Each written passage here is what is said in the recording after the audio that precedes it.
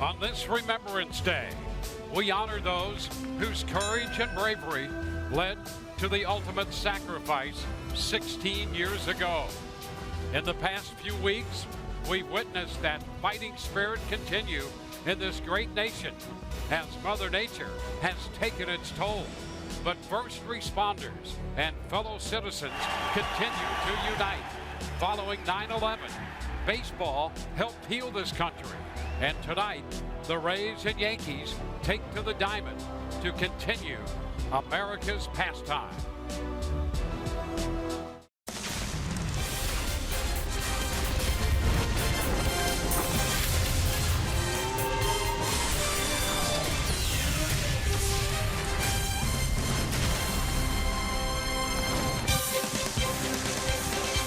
On this 9/11 day of remembrance, in the shadow of the Freedom Tower, we welcome you to New York. Tonight, the opening game of the series from Citi Field, normally the home of the New York Mets, and with deference to Mother Nature, the home of the Rays over the next 3 games. Hi again, everyone. With Brian Anderson, I'm Dwayne Stats. Great to have you aboard. We'll be hearing from Alex Cordery throughout the evening as well. Rays come into New York coming off a victory over the Red Sox and hoping to continue that trend with right-hander Jake Odorizzi on the hill tonight. And what the Rays are hoping for is a duplicate performance. What he did his last time out, it was his best start of the season against the Minnesota Twins. He went 6 2/3 innings, did not give up a run, just 1 hit. Only walked 1. He was very aggressive with the fastball, both sides of the plate, went away from the slider, a lot more of the cutters, so expect that combination to be used here tonight against these Yankees. The left-handed hitters are going to see more of the curveball, but Jake was fantastic, and he's going to need to be because this is a lineup that scored 16 runs in the game yesterday. Gary Sanchez, look what he's done over the last month. 2 home runs in the game yesterday brings his total to 13. 325 is the average. Multi-hit games in 14 of the 28. Half of them, he's hitting lefties, he's hitting righties. He's letting the game come to him, waiting on the pitches long time, and then firing the hands. And while this technically will be a home game for the Rays, it's really an extension of a road trip. And we'll have more of the impact of Irma and the relocation of this series when Alex Cordery joins us following this break.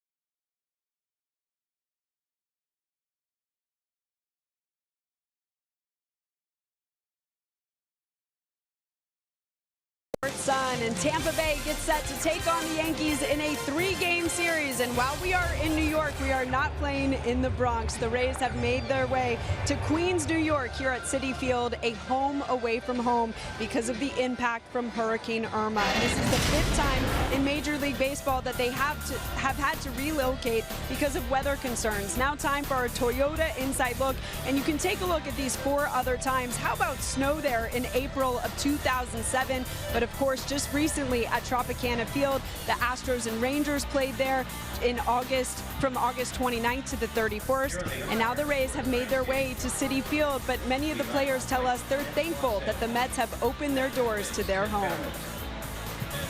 I always enjoyed playing here.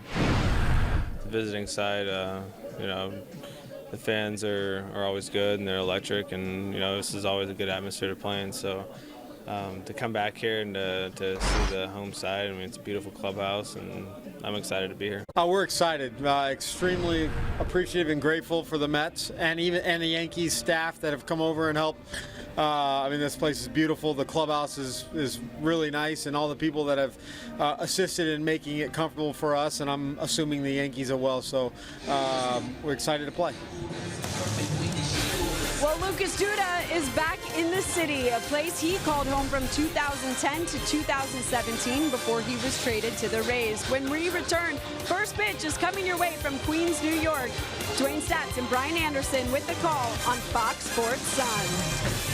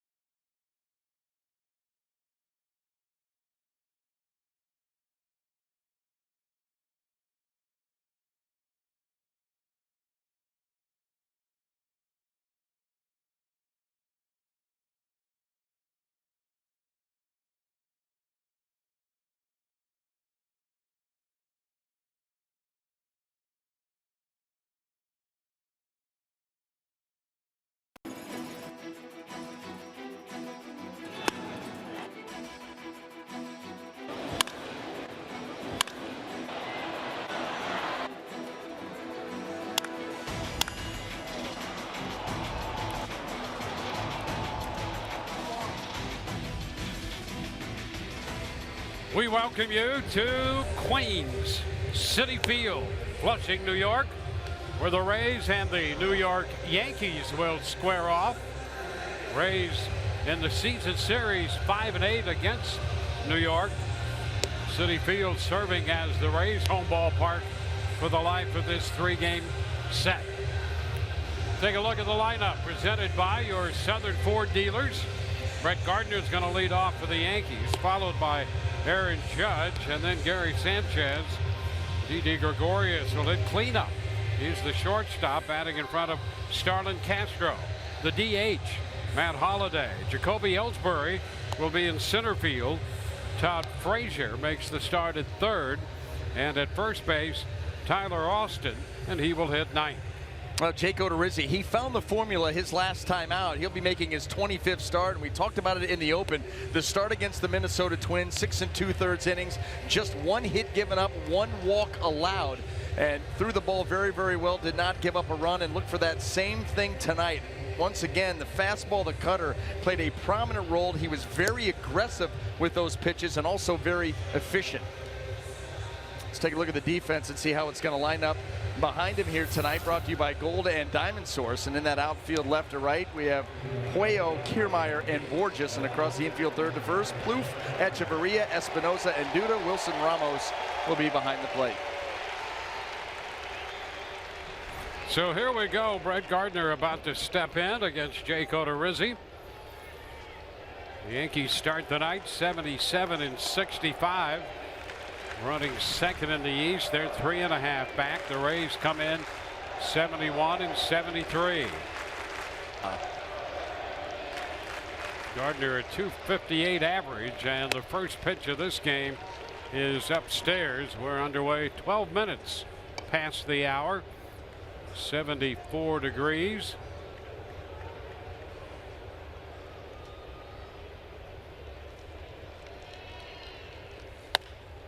Fly ball lifted toward right. That's Peter Borges out there for the Rays, and he makes the catch to get this game underway.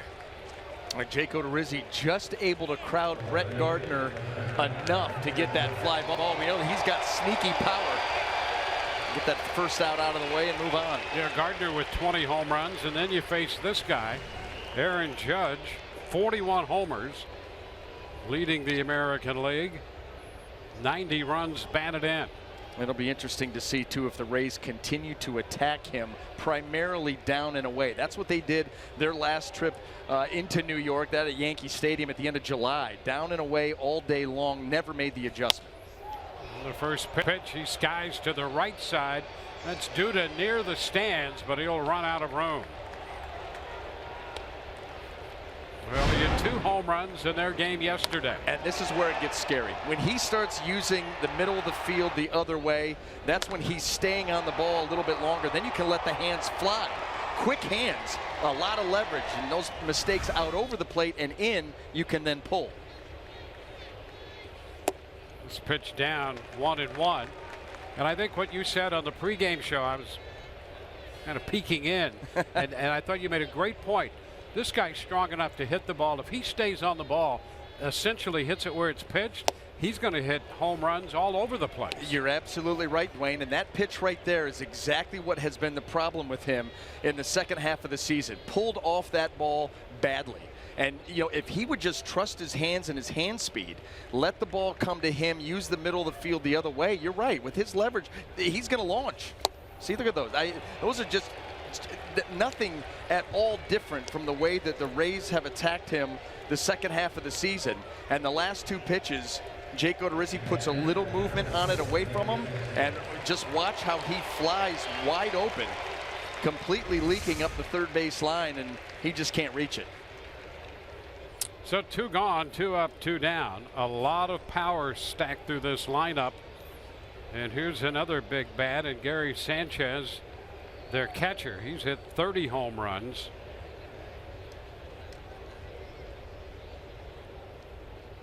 The pitch is wide. 1 ball, no strikes.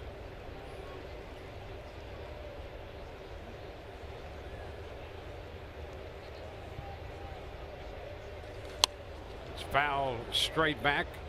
1-1. The last 2 pitches, the little movement away, and look at the front hip of Aaron Judge leaking up the third base line. When you do that, you throw all your power that way, and you just cannot reach those pitches. And so the Rays, I guarantee you, they will just continue to pound him down and away there and force him to make the adjustment. It's been a couple of months, and he's not been able to do it consistently. 1-1 to count on Sanchez.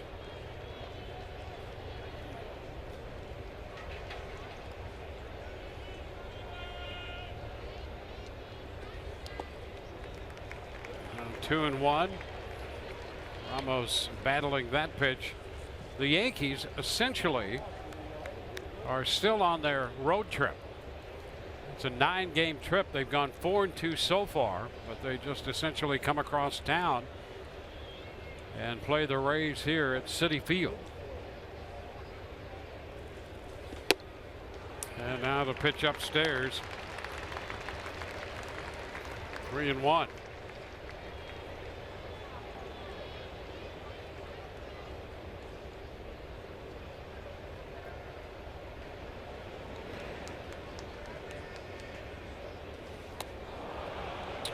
Count will go full.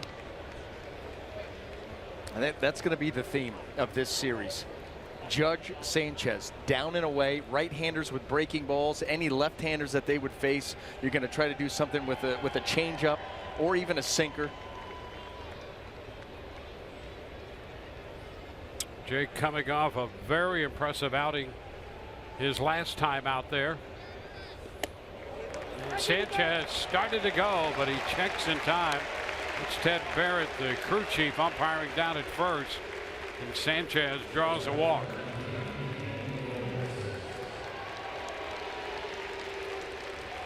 A 2-out walk. Here's Sanchez. Shot the fastball high and strong enough to hold up. Yeah, good call. there's a lot of strength involved in not going all the way around on that one. And here's the cleanup hitter, the shortstop, Didi Gregorius. And he has over 20 home runs.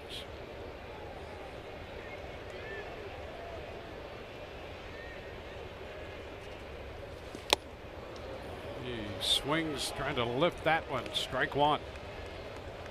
I'm going to take a shot. That's the name of the game nowadays with a lot of these hitters. Trying to get underneath the baseball, create some spin and some lift.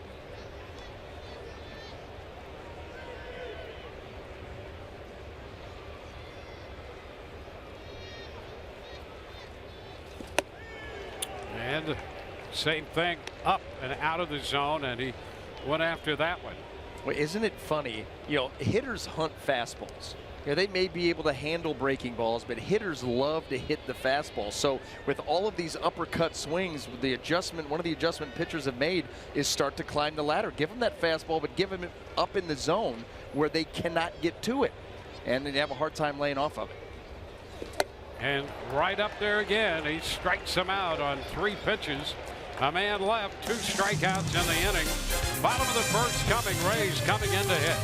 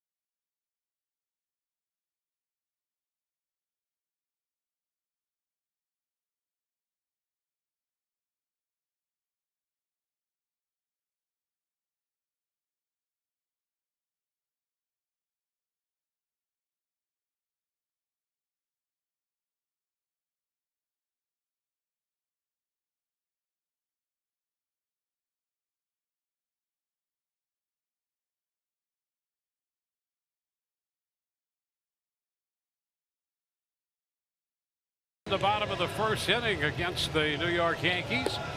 We'll take a look at the lineup presented by your Southern Ford dealers. Evan Kiermaier will lead off, and Trevor Plouffe right there will hit second and play third. Evan Longoria is the designated hitter tonight. Lucas Duda at first hits cleanup. Cesar Cuello is in left, hitting fifth in front of Wilson Ramos. And Andy Echeverría hits seventh. Danny Espinosa eighth. Peter Borges in right bats ninth. Well, taking the mound tonight for the New York Yankees is going to be left-hander CC Sabathia, who's having a nice season. here for the Bronx Bombers. His 24th start of the year. He's got 11 wins, ERA at 3.91, 126 and 2/3 innings. And here is Kevin Kiermaier taking that first pitch for a strike. Kiermaier with 11 home runs, hitting .278.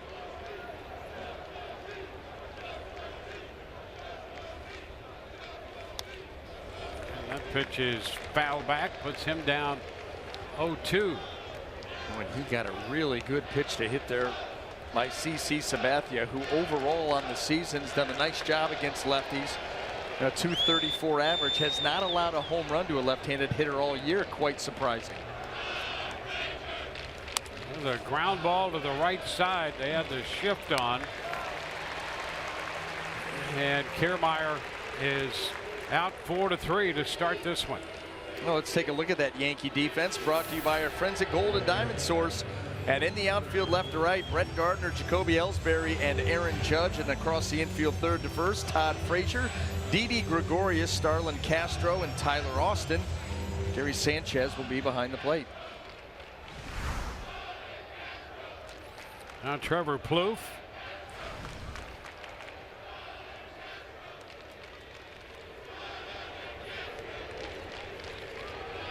He chops this one to third. Frazier up, and the toss across the diamond. So a couple of ground balls here. And you know what? That's something to look for too here with Sabathia against the right-handed hitters. You know, right there, that ball away from Plouffe, and he tried to pull it. Those balls, that's what CC Sabathia wants you to do. He can't blow you away like he did earlier in his career. More of a finesse guy now, and he wants to entice these right-handed hitters with pitches away from them, and he wants to get you to pull the ball because you know he's not a stuff guy anymore. You want to attack. You've got to stay up the middle the other way, force him to come in.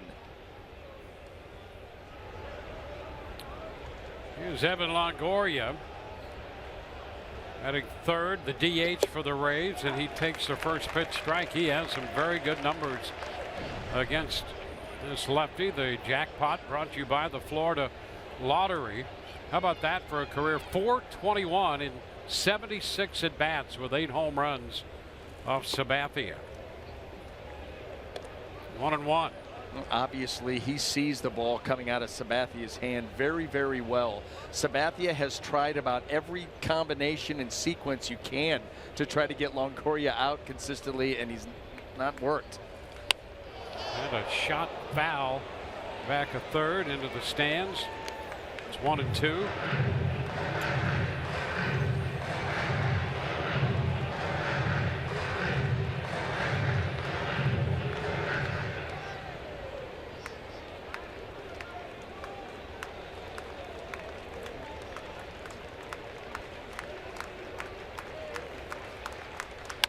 This one chopped to short, picked up by Gregorius. 3 ground ball outs. 3 up, 3 down, go the Rays. On to the second, no score.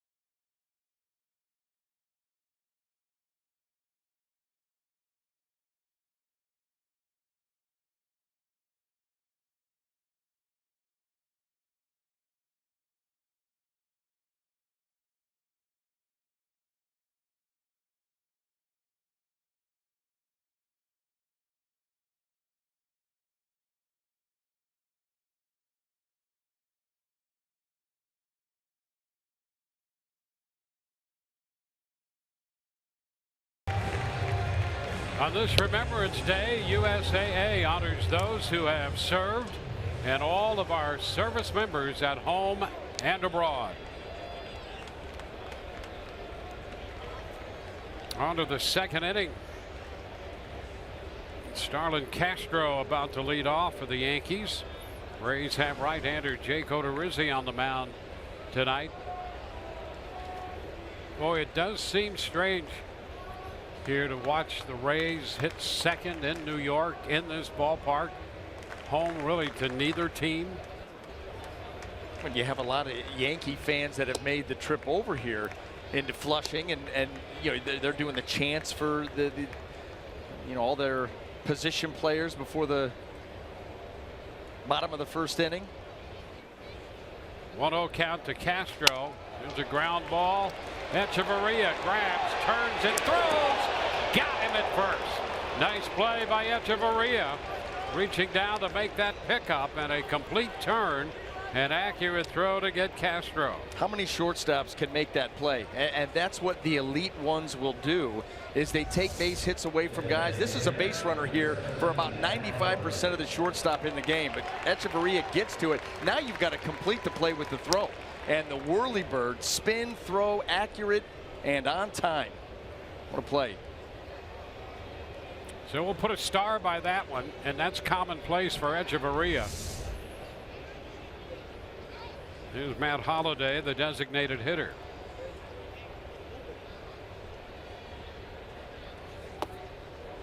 The pitch is down. Holliday with 18 home runs on the year.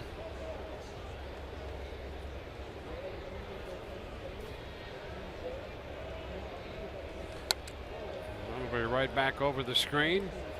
1-1. I mean, this does have an air of a game that's really not a regular season game.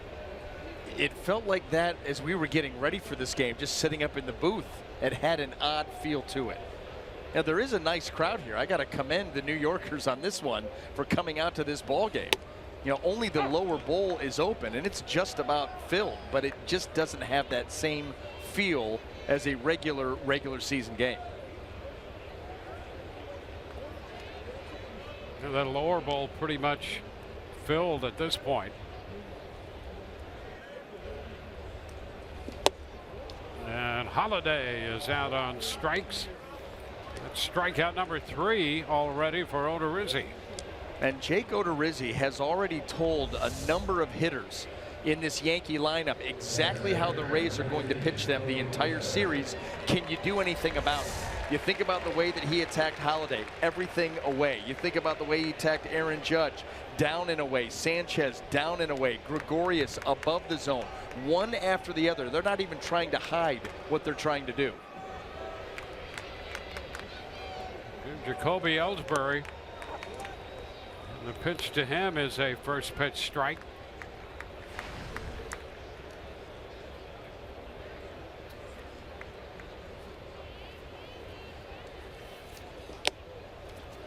And up and by him there. 0-2. Ellsbury 34 today. And he's been hot for New York. Has a 9-game hitting streak going right now. Upstairs, 1-2. Well, when Clint Frazier went down with an injury and onto the disabled list, that really upped his playing time. At that point, it was few and far between the number of games that he was getting out there, but he's taken advantage over it. And he checks his swing and hits it just foul. Boy, isn't it funny how the way the game is now, so much youth, that at 34, Jacoby Ellsbury feels ancient. He's only 34. Yep. Feels like he's been around forever.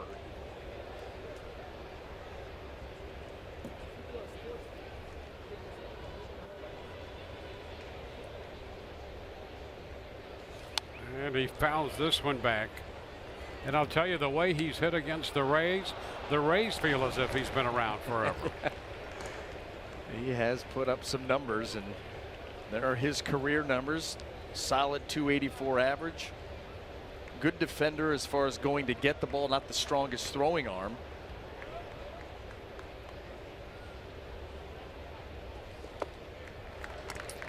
Now it's 2-2.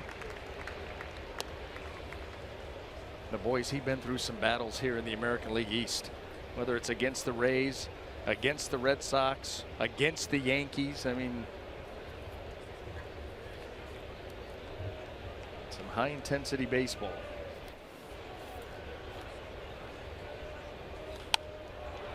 Lifted foul and will carry into the stands. Holds the count at 2-2.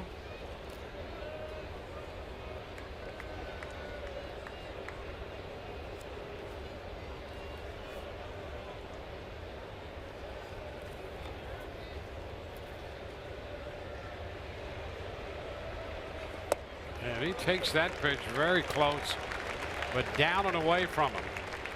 Now that's the split change, and it hasn't had the same finish. Much like Alex Cobb, it has not had that same finish that you're used to seeing. Change of speed, yes, that one had better, but it was a very nice take by Jacoby Ellsbury. There's a fly ball lifted into right. Borges is there and puts it away. 1, 2, 3. Go the Yankees. Lucas Duda is going to lead off the bottom of the second inning. Back at Citi Field. No score in this one.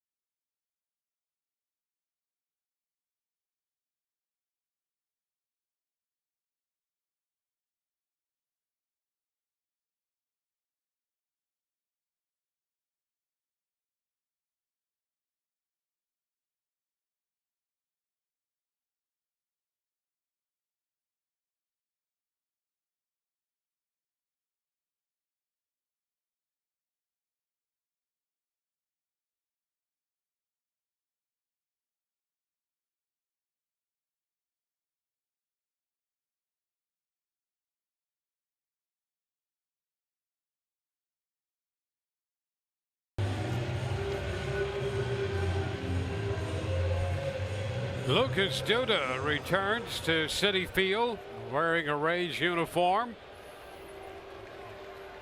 He's hit 29 home runs this year, 12 since coming to the Rays, and he steps in against CC Sabathia. First pitch he takes high. He does have a career home run against Sabathia, 2 for 8 with that home run. He has more home runs in this ballpark than anybody else. And he checks on that off-speed pitch. 71 home runs at Citi Field for Duda. And quite a lead as it turns out.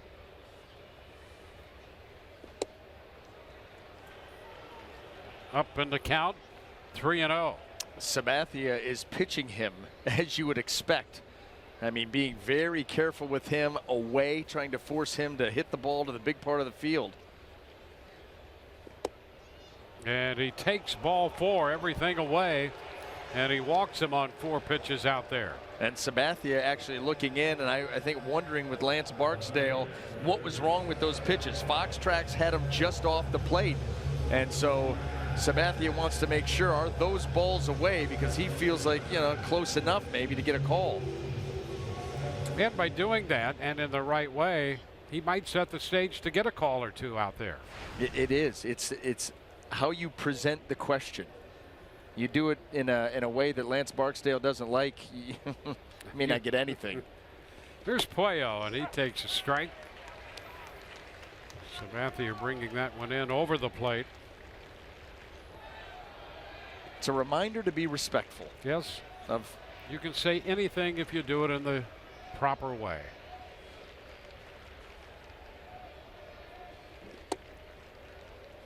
One ball, one strike.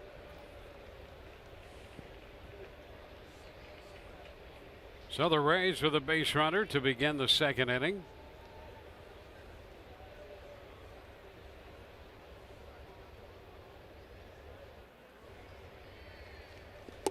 And a big cut by Puello.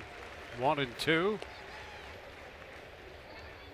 You look at Sabathia's pitch breakout, and you know the fastball, obviously he's going to use it, but you're going to see a lot of the slider. He'll cut it, change up. He really does a nice job, you know, later in his career of mixing his pitches up. And this one is fouled the other way. In fact, now his fastball is probably third in the line of pitches that you'll see from him. How about that? I mean, you very rarely will see that with any pitcher at the major league level. Sometimes if a guy's got a great slider and a bullpen guy, the slider will be used a little bit more than the fastball, but never third on the list. But that's where it is with Sabathia. That's what makes him so interesting. You know, when you look at his numbers, putting together a nice season, but he's unpredictable. Yeah, he's 11-5 this year, and that's quite a turnaround. He's had to make the adjustment because he's lost velocity and the physical side as well. That's been an issue for him. So he's come back and he's given them now 24 starts and is 6 games over 500.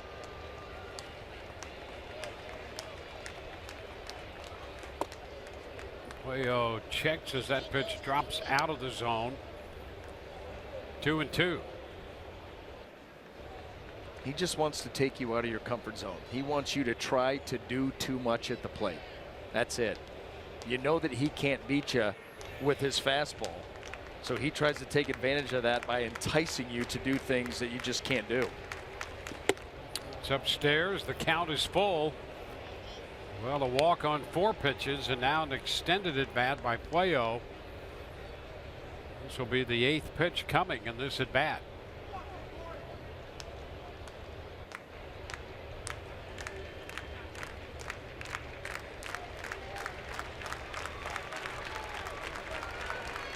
And a cut and a miss.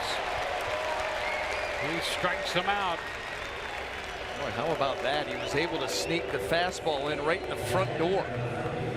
3-2. You're thinking Puello's going to turn it loose, which he did. But Sabathia, watch him dart this heater down and in. And able to get it in on Puello, tie him up just a little bit, and get a big out there.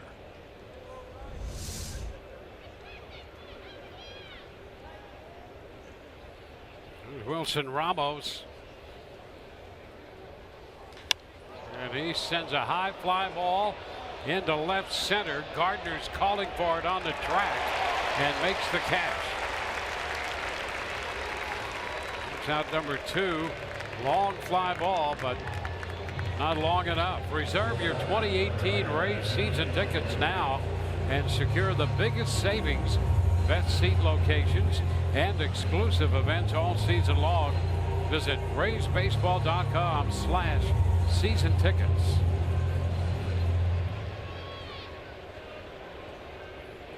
Here's a Danny Echeverría.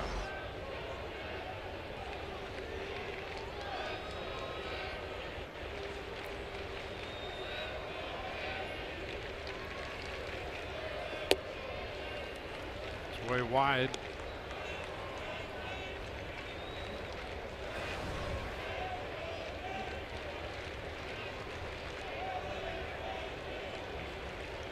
Seven-year-old left-hander CC Sabathia. Echeverría takes this one down. 2-0.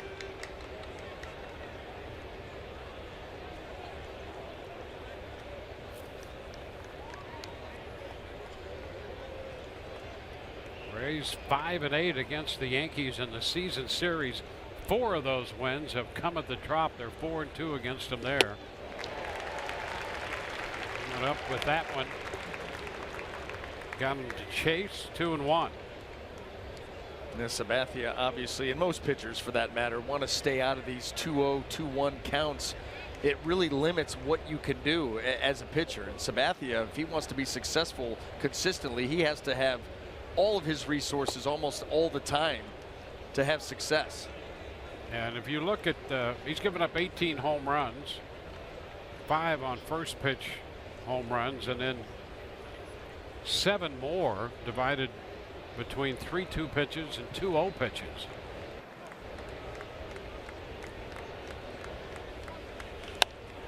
Up the right side, that will go foul and out of play as the stands jut out toward the foul line there.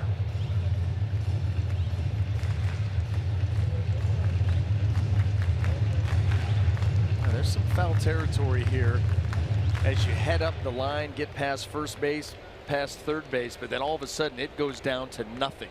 Fans right on top of the field as you get about halfway out into the outfield. Yeah, interesting configuration. When this park first opened, it was hard to hit a ball out of here. And they made a couple of adjustments to that. Runner goes. The pitch is fouled behind Charlie Montoyo.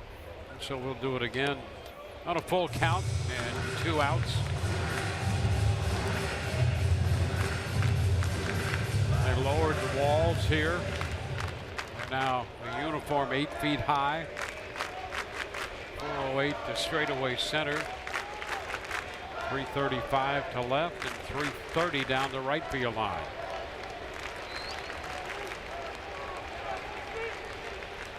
And a foul ball again. Back to first goes Duda. Duda walked to start the inning, then Cuello struck out. Ramos hit the ball to the warning track and left for the second out. And Echeverría working a full count now. And how about those 2 foul balls just outside of third base? And if you look out into left field where Brett Gardner is, he's so far off the line. If you could get one down into the corner, Duda's going to score easily. It's a pop-up right side. Austin toward the dugout. That's going to be out of play. That falls in the dugout. Pretty good battle going here. Echeverría not going down easily. Keep this inning alive. Well, while we've been so impressed, as I think everyone anticipated, with his defense, we've seen some good at-bats out of him in the recent weeks, showing that he's more than just a pretty glove.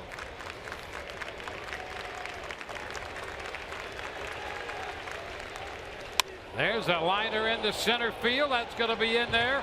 We'll go all the way to the wall. Duda digging around third, headed to the plate. Echeverría heads for third, and he is safe with a triple. The throw back in hit him. 4th triple of the year for Echeverría. And the Rays break out in front 1-0. Well, there's one of those at-bats by the Rays shortstop, Adeiny Echeverría. Now he hit that ball so hard that even though they had Gardner moved over towards left center field, he's not going to be able to get there. That ball is smoked right down the middle in a full count, and it gets out there so quickly, and Duda running on the full count is going to allow him to get all the way around and score with ease. And Echeverría motors right into third base. Now Danny Espinosa. And that pitch, a called strike. There's a pitch Espinosa, I think, felt was a little bit wide, but Sabathia got the call. He must have asked and inquired very nicely and respectfully. Well, he's been around. He's a veteran, good people person. Tapper to third, into Frazier's glove, and the throw in plenty of time. Rays turn the leadoff walk into a run and lead 1-0.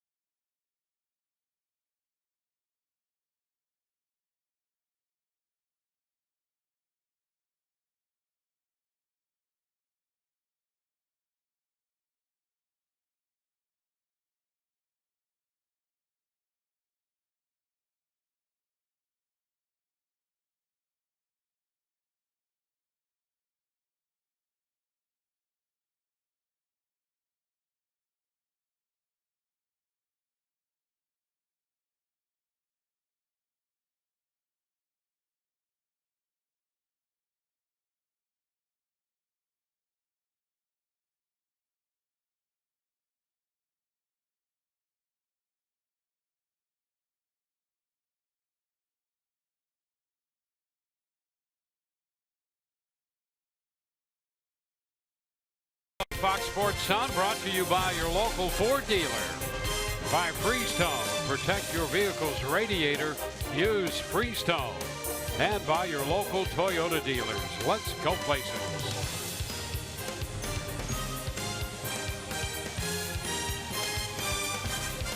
Rays in New York. Citi Field in Queens. Holding a 1-0 lead through 2 onto the 3rd inning. And Todd Frazier will lead it off against Jake Odorizzi. Tyler Austin and Brett Gardner will follow. The pitch is lifted foul out of play up the right side. Bat wound up down the third base side. Frazier hitting .210, .215 in a Yankee uniform. 23 home runs on the year, 7 for New York. He's out of that mold of all or nothing. He'll pull off the ball, also trying to get a mistake out over the plate to drive with power. 1-1. Part of a big deal with the White Sox and essentially coming home from New Jersey.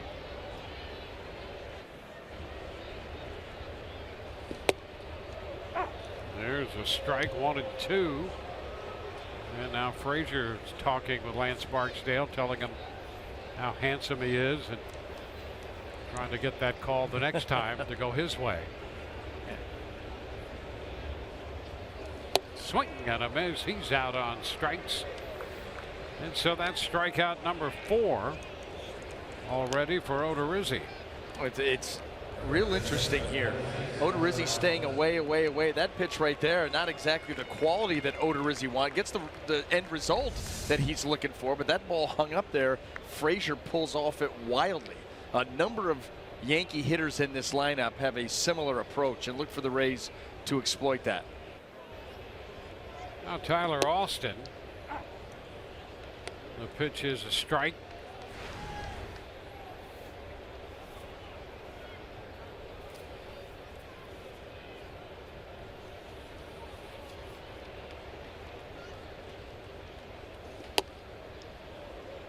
This one runs wide. It's a ball and a strike.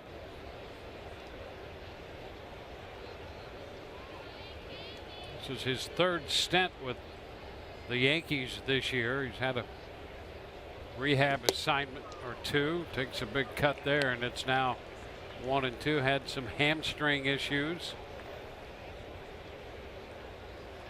Began the season on the sideline because of the fractured ankle.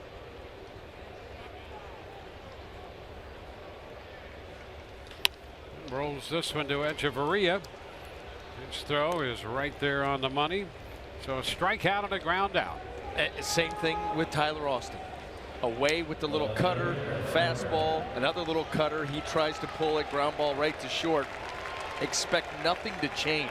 Now this is a Yankee lineup that, you know, they're 2nd in Major League Baseball in runs per game. So they can score runs, but they rely on pitchers making mistakes out over the heart of the plate. And if Rays pitchers can execute, and we've seen them do that at a high level, down and away, they should have some good success here in this series. Well, one time through the lineup, it has been successful for Odorizzi, and now he starts Brett Gardner with a strike. And I love that too. He'll do that a lot with left-handed hitters. Throw a first pitch curveball in there and get the jump in the count.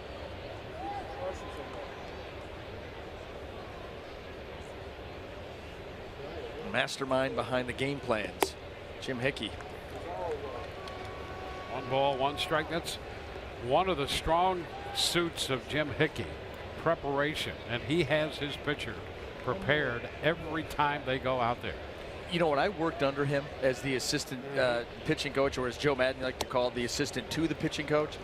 He would give me a couple of guys, give me a couple of names. Go find something out on them for me. Go find the weakness. Go find where guys are consistently getting them out. You go back and watch video, and you come up with things that you're like, whoa, and all of a sudden that becomes part of the game plan. But that's how prepared he is. He knows exactly what these hitters are looking to do, what pitches they like, what pitches they don't like. You know, I don't care what you do, and especially at this level. I mean, preparation's got to be 90% of what you do. You've got to go out and execute it, but you've got to prepare and put together a game plan, and he is very well steeped in that. Shot to center field. Kiermaier is right there, a couple steps from the track to take care of that fly ball. 1, 2, 3 go the New York Yankees. When we come back, Alex Cordry will have a sit down with Stu Sternberg, or a stand-up, whichever Stu prefers.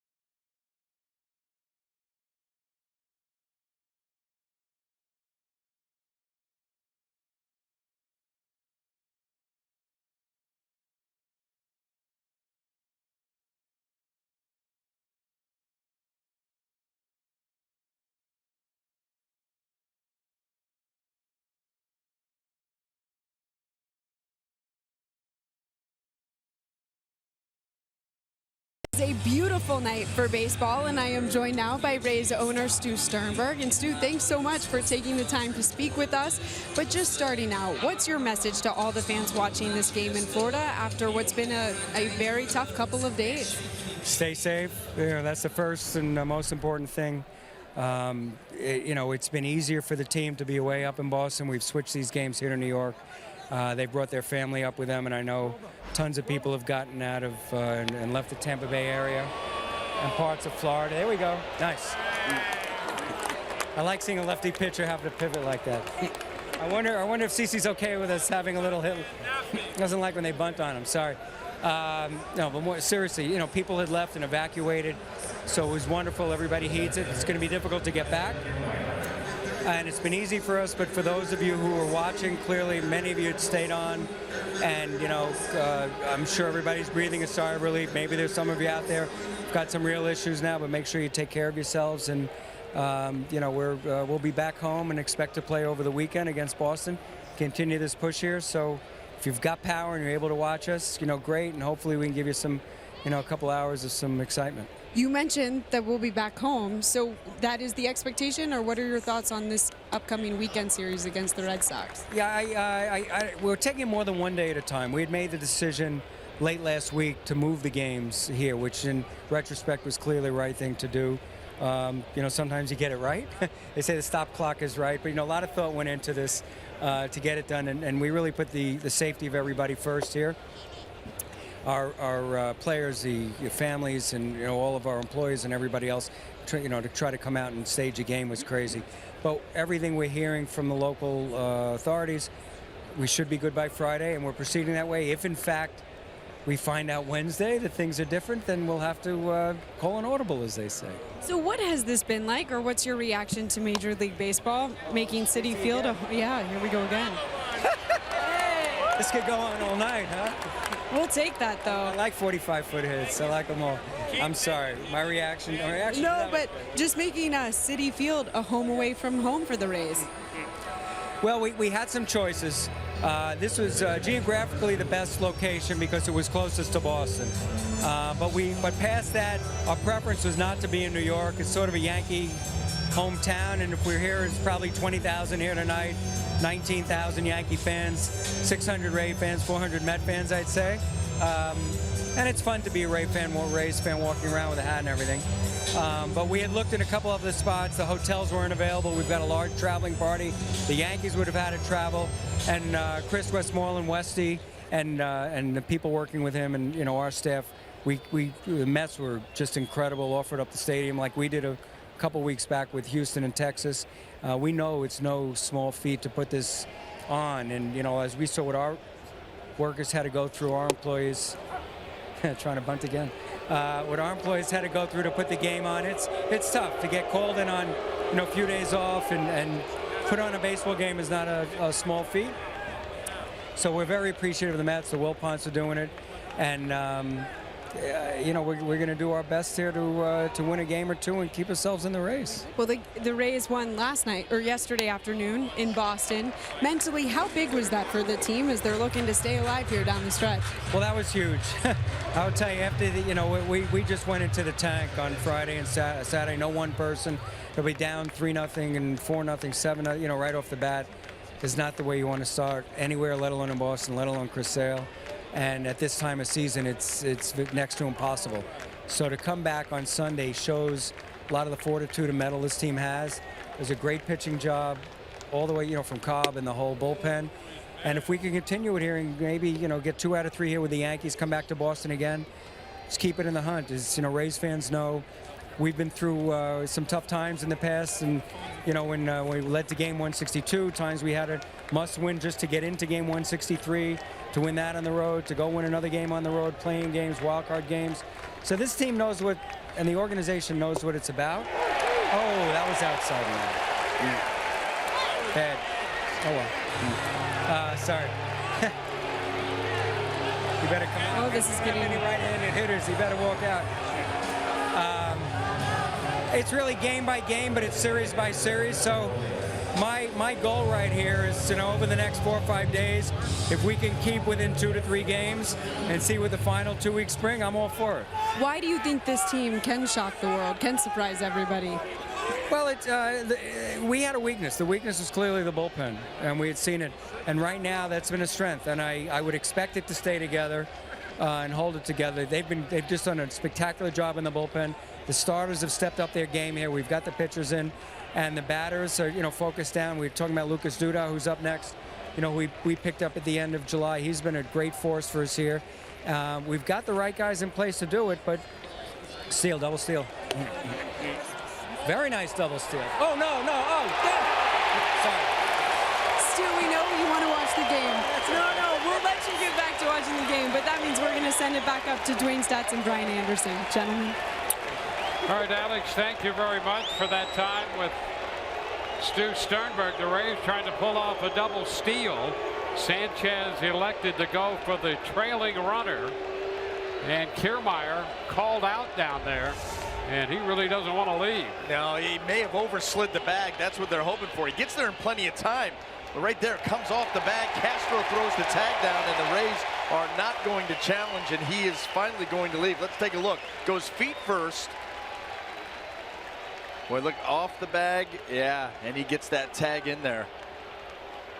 I'll tell you, he may have gotten him on the tag as he was sliding feet first, because the foot hit the bag and then came off while the tag was being applied, and there was nothing touching the bag. So just unfortunate there for Kiermaier.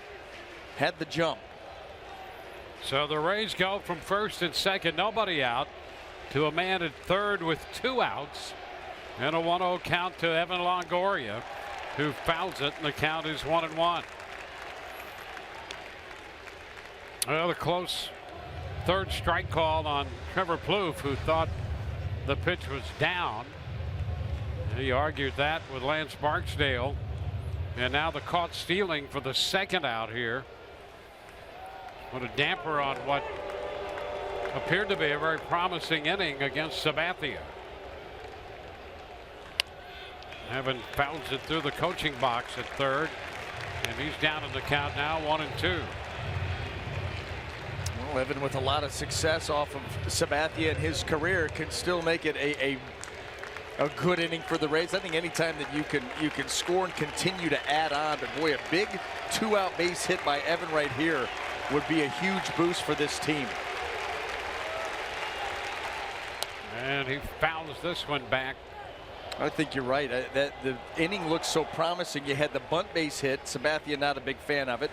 The swinging bunt base hit before you get into the meat of the lineup, and you're like, hey, this is one of those crooked number type innings.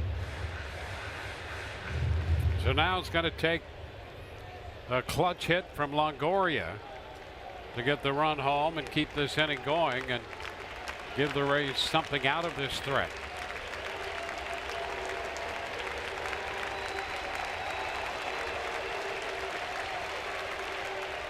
Ground ball toward third. Frazier up with it, and the throw is in time. And so the Rays do not score, leaving a man through 3, 1-0 Tampa Bay.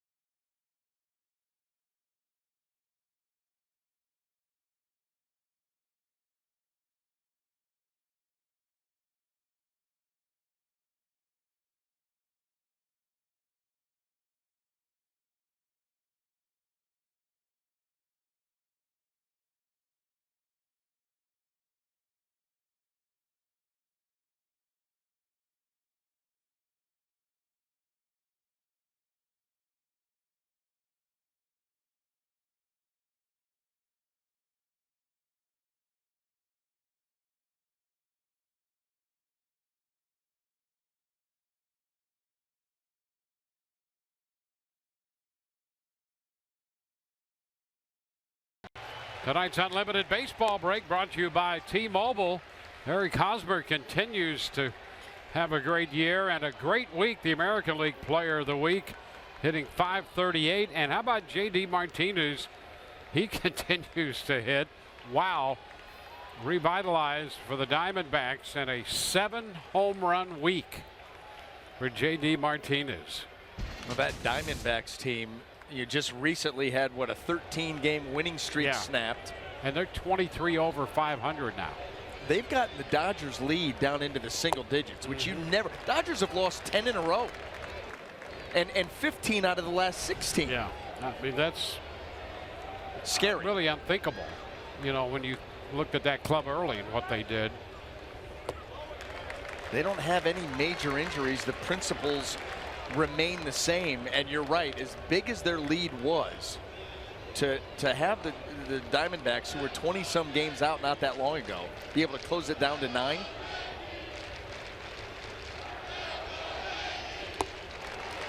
Judge taking that pitch for a ball, and after striking out his first time, and Odorizzi got ahead of him. Odorizzi behind him 3-0, and Sanchez is on deck now.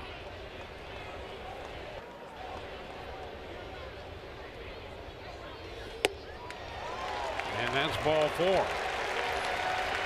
So the Yankees get a leadoff walk here in the 4th inning. Well, you know, the other club, the Cleveland Indians, just keep winning. 18 in a row. There have been 2 18-game winning streaks since baseball expanded in 1961. Oakland won 20 in a row in 2002. And now Cleveland with this winning streak. And how about this? You're familiar with Joe Posnanski. Yes. A very good writer. He came out today. I read this article, Dwayne. It was fascinating, and I'll pass it on to you. But he wrote an article about this winning streak by the Cleveland Indians and literally said that it is the best winning streak in the history of the game, and had numbers to back it up. And it is incredible. They're not just winning games, they're obliterating teams. Runs scored, what the pitching's doing, starters and bullpen, unprecedented. And it would appear if this trend continues, you can't win forever, but they're doing it the right time of the year. Build a full head of steam and put the fear of God in every other team in the league. 1-1 the count to Sanchez.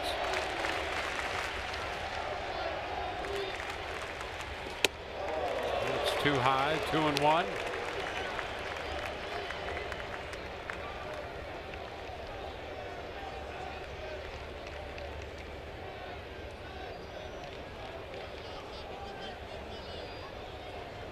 Leadoff man on via the walk. 2-1 the count on Sanchez.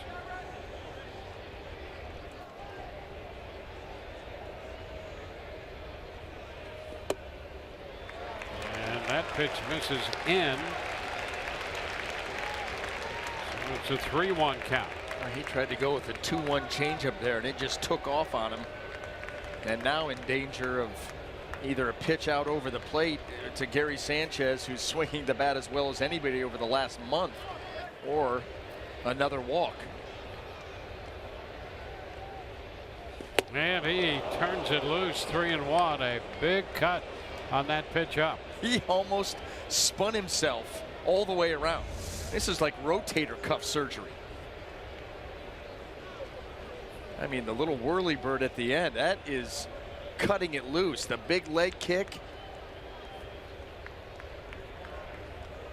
So the count full.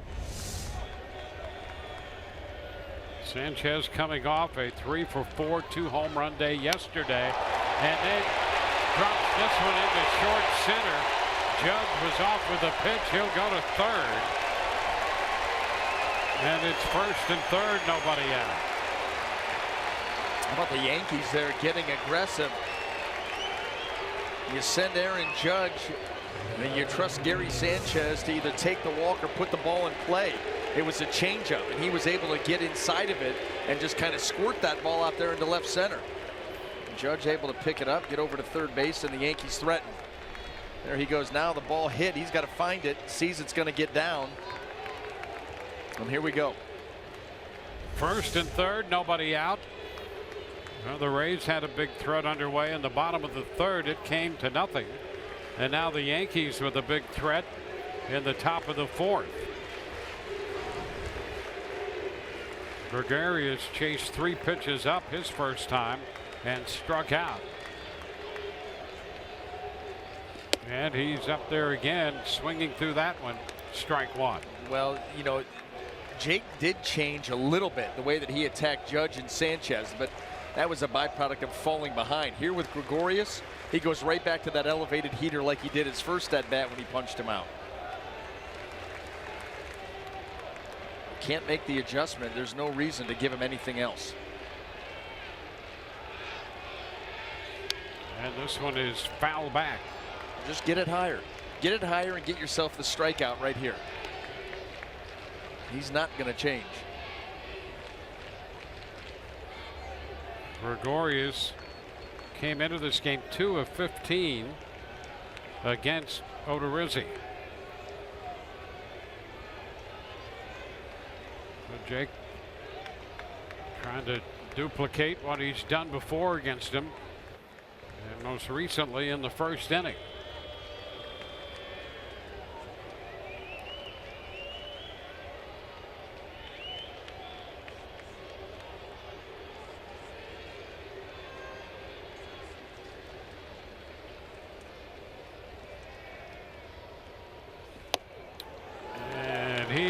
Just missed. Boy, any part of the zone, if that ball touches it, technically is a strike. And that one just did not go Odorizzi's way. Well, it absolutely could have. That late movement to the inside corner.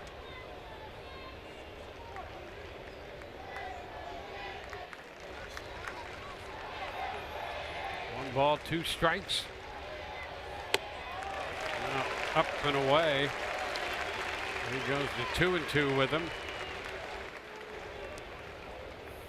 Starlin Castro is on deck. Walk and a single. Men at first and third.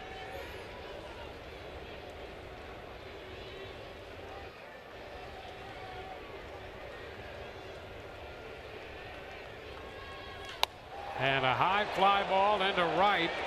Borges trying to set up. He'll make the catch. Judge tags. He's headed to the plate, and the throw will not be in time. Judge scores, and the game is tied. Gregorius lets the fly ball to right to get the run across. Now Jake desperately wanted the strikeout there, and Gregorius is able to not only get that ball and put it into play, but like you said, he got it deep enough out there to Borges that the run comes home. But listen, a first and third, nobody out, you almost concede that run. So just keep working from here, get out of this inning tied up, and move on. Well, both runs have scored after the leadoff man in the inning drew a walk. Duda walked in the second and scored. Judge walks in the fourth. He has scored. And now Starlin Castro.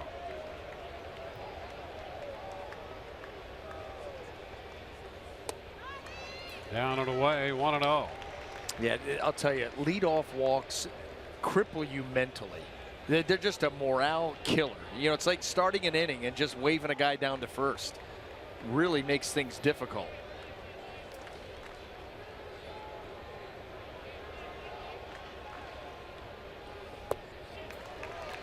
Two and oh, and it's strange how a walk like that can energize a team in the dugout too. Especially they got out of that spot in the bottom of the third. Yep. Didn't like a bunt on Sabathia, so they come out a little fired up anyway, draw the walk, and now they feel, well, they're cooking with gas. So if you can limit them to that one run, this could be a moral victory for the Rays now. I absolutely agree. First and third, nobody out is tough. Most of the time, you know, you're going to have the infield back conceding that run and going for the double play. And so, you know, unless you are an extreme Chris Sale type guy with huge strikeout numbers, you put the ball in play, more than likely they're going to score that run. So if you can give up just the one, huge lift.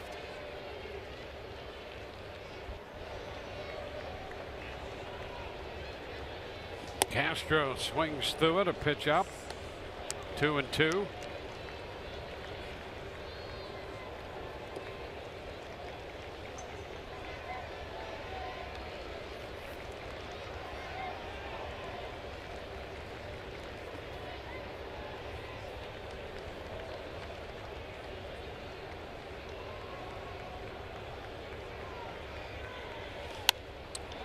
Pop down the right field line.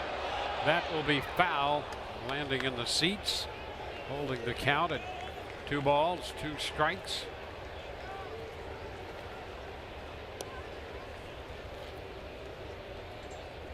Odorizzi coming off a 2-1 win over Minnesota at the Trop.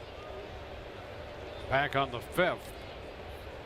6 2/3 of scoreless baseball. He gave up 1 hit, walked 1. Didn't give up a hit until 1 out in the 7th inning. Now the 2-2. He strikes out Castro. Cut and a miss. Big strikeout for the 2nd out right there. Well, if guys are just going to refuse to cut down on the swing with 2 strikes, Jake going to take advantage. He's got some good life on the fastball tonight. He's been actually really good with it at the top of the strike zone and just above.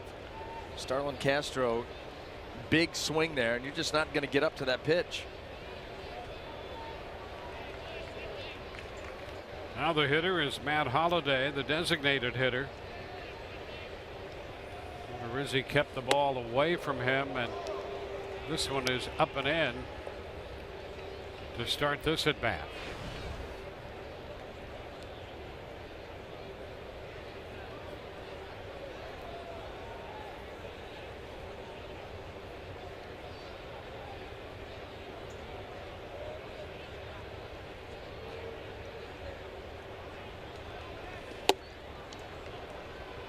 Now back away.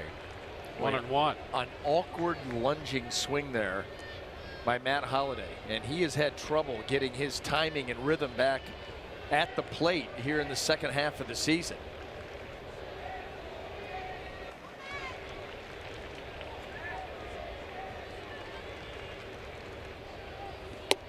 And he takes that one right there. You know, I remember when the Rays were in town at the end of July, there was whispers around the stadium. Was he even healthy?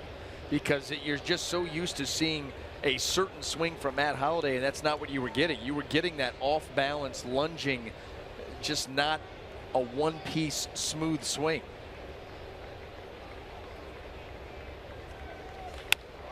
This one is pulled foul. Taking it in. Well, and he's had some lower back issues, lumbar problems that have put him on the shelf. The AARP getting to know Matt Holliday, 37 years old and a 7-time All-Star. Big, strong guy. There's no doubt about that. He's had a very nice career. It's the 26th pitch of this inning, and it's upstairs. Oh, Jake has been pretty good through the first 3 innings in terms of keeping his pitch count down. Has this one extended. 15 in the first, 15 in the second, 13 in the third, now 26 here. And he goes 3-2 on Holliday. Hey, you think about his last start, 6 2/3. He did it in 90 pitches. That's about 13.5 per. I mean, for Jake Odorizzi, that is the gold standard. You're not going to do much better than that, but that's how good and efficient he was. Today, some deeper counts, longer counts, and obviously that drives that pitch count. 3-2 and a ground ball to third, and it gets by Blue as he went to field it. Doyle's going to have to come get it. Sanchez heads to the plate, and it's 2-1 New York. Ball got away from Blue.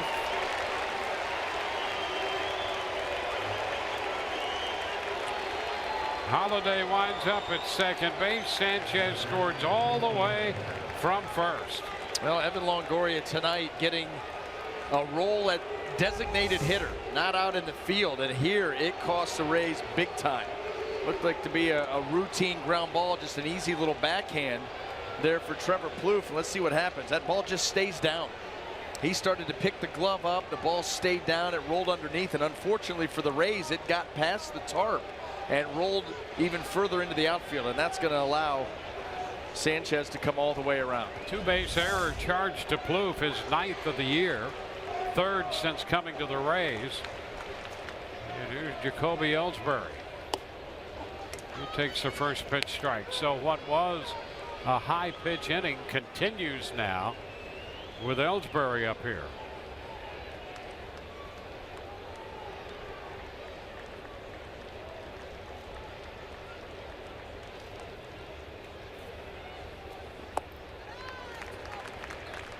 One and one.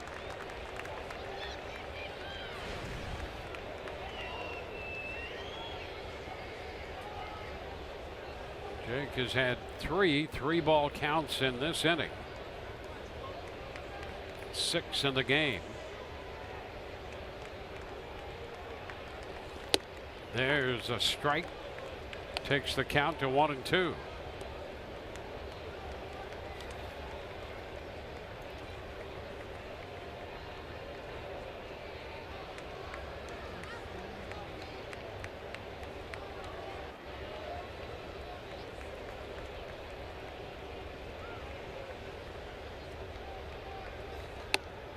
Upstairs, 2 balls, 2 strikes.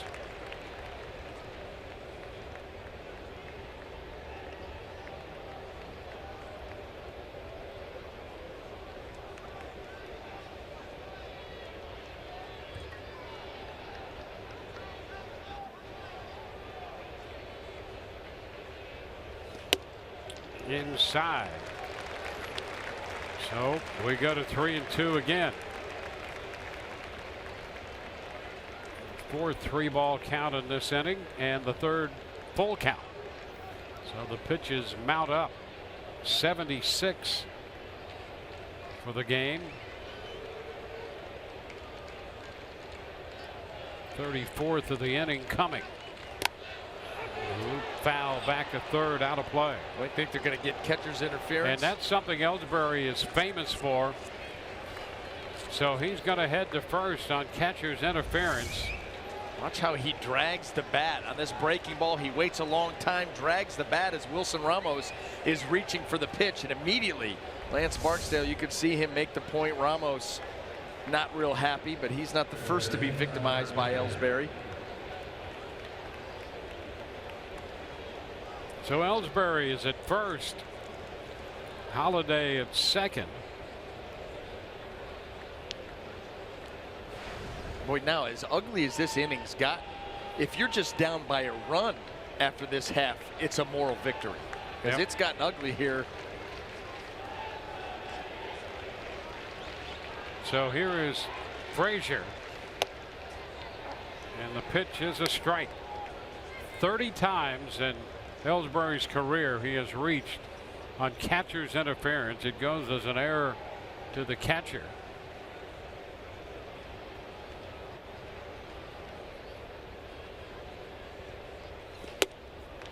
It's too high to Frazier.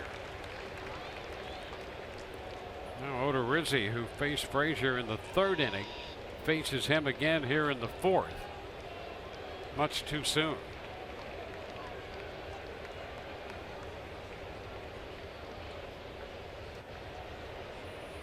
This is his 80th pitch of the game.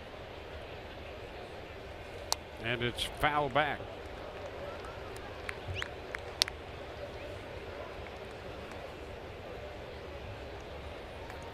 So 37 pitches in this inning for Jake.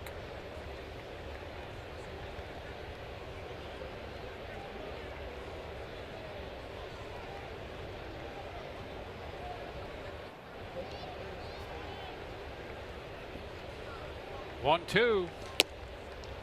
It's wide. And remember, he made 43 pitches for the first 3 innings combined.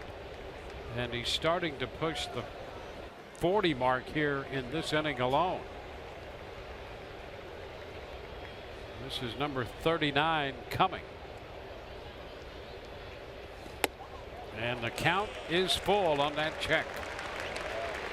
Yankee hitters showing a little bit more restraint here as this game has moved on. There's been a couple of close pitches that these guys have been able to lay off of. That was a nice take by Frazier.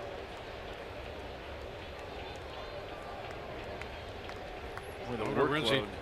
Yeah, trying to end it here. Already a lot of pitches, and now the 40th pitch of the inning about to be made.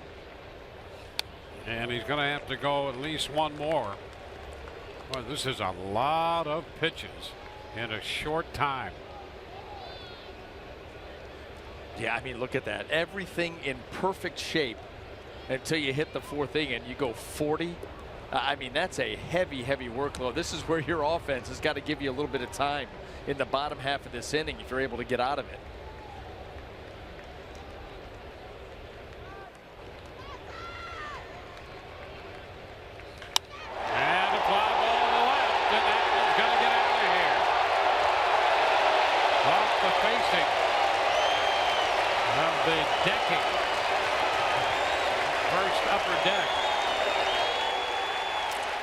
Well, a long, long inning. And it leads to the home run by Todd Frazier. Frazier's 24th home run of the year. And it's 5-1 New York. On the 41st pitch of the inning. It finally caught up. Full count, you got to be out over the plate. Odorizzi, the reaction right there lets you know he knew it. Frazier got into it. He's got a ton of power. Everybody in the stands knew it. And That's 5 runs allowed on just 2 hits. How about that? And 4 are going to be unearned runs. How about that? You just cannot have those types of mistakes in games where they mean so much. And it's an unfortunate error there on Trevor Plouffe. Doesn't get a lot of time down there at third base for obvious reasons. Just came in a horrible time. There's a strike to Austin. 1-1. And you know, no one feels worse than Trevor Plouffe. Yep. You'd like to dig a hole out there and crawl right into it. And it's just it's an awful, awful feeling.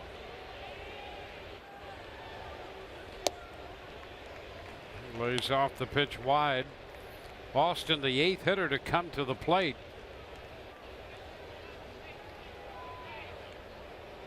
We're up to 44 pitches in the inning.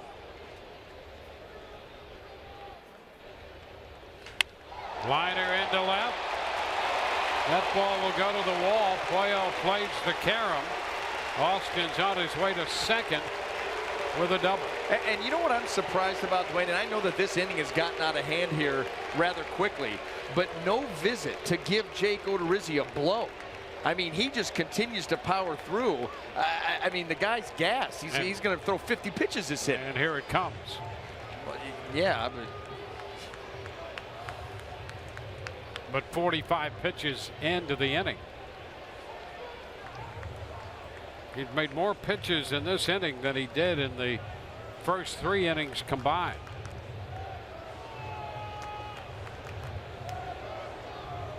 And Jim Hickey, his facial expressions tell a story. Everybody frustrated by how this thing is turned.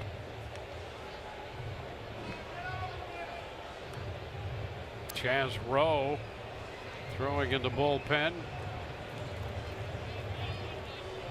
So 8 men have come to the plate, and the Yankees have scored 5. Eldorado Furniture inviting you to settle in with us tomorrow when the Rays take on the Yankees. Coverage begins at 6:30 with Rays Live.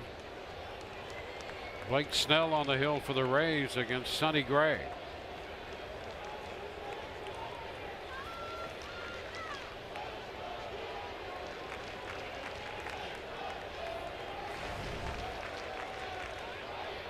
Brett Gardner.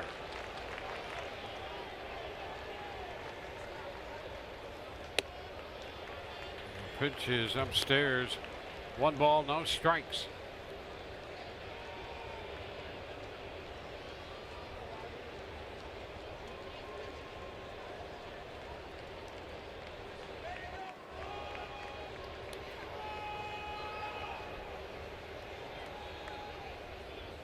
One out to Gardner.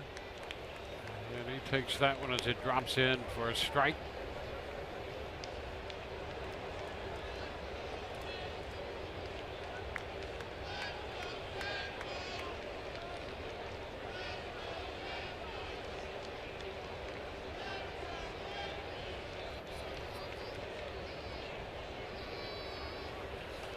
It's foul the other way.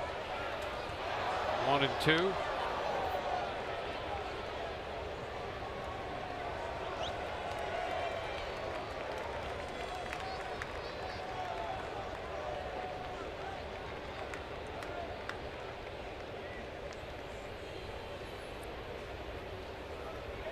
Austin at second. Another man in scoring position in what has been a difficult inning for the Rays and Odorizzi. Upstairs, 2-2. This next pitch, folks, will be the 50th pitch of the inning. It's actually, quite honestly, it's getting hard to watch. I mean, the poor kid is, I mean.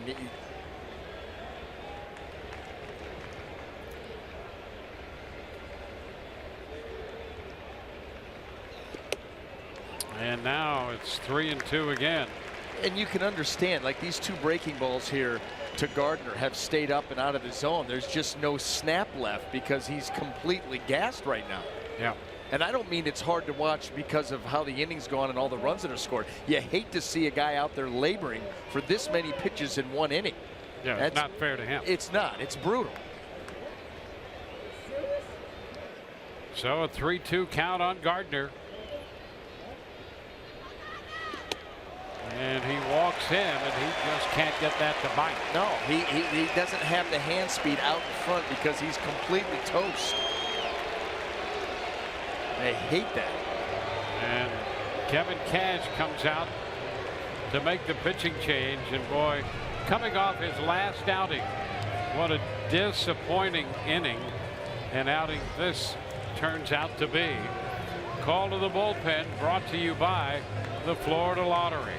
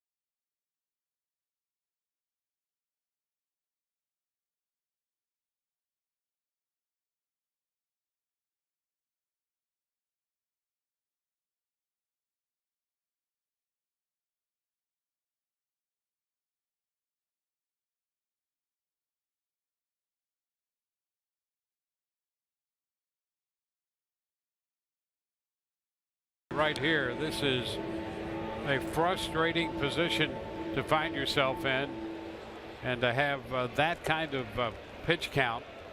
And now he leaves. Enter your Lotto Fantasy 5 or all new fast play ticket in the Florida Lottery Game Day Cash Promotion. You could win a 2018 Lazy Days RV motorhome, over $200,000 in cash prizes, bowl tickets, season tickets, and more. Must be 18 or older to play. Play responsibly.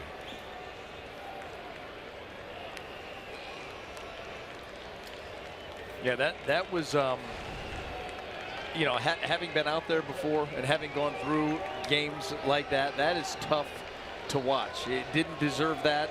You know, obviously there was a play that wasn't made, and that extended the inning, and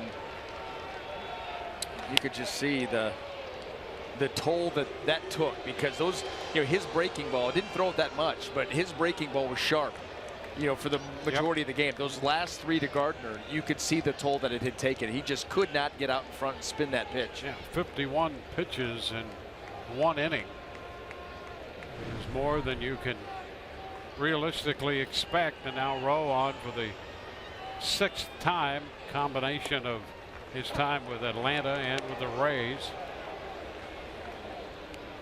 0-2 the count.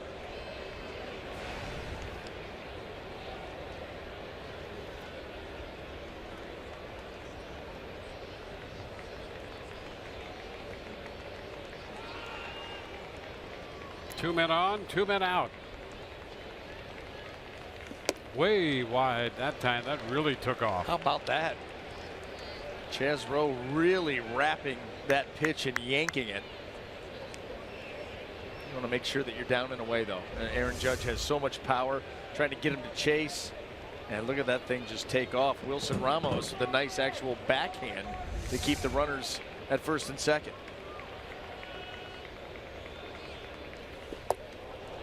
And he lays off this one to run the count to 2-2.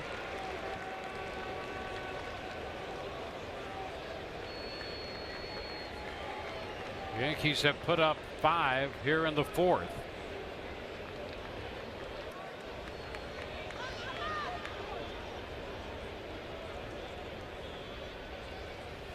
And a wave and a miss got him to chase. He's out on strikes, but the Yankees score 5 and lead 5-1.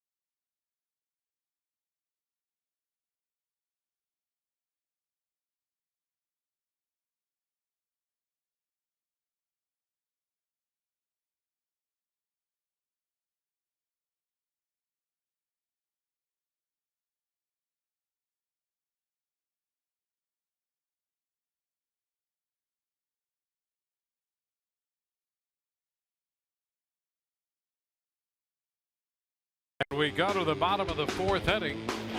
Timeless moment brought to you by Coors Banquet. And that's Lucas Duda, who has hit 12 home runs for the Rays. That was his first one. Came in his Rays debut against the Yankees.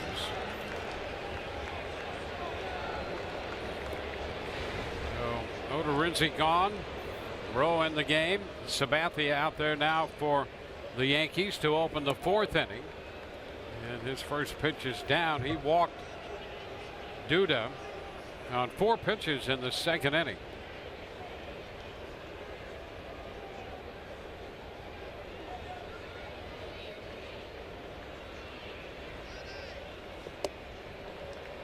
That's a strike, 1-1.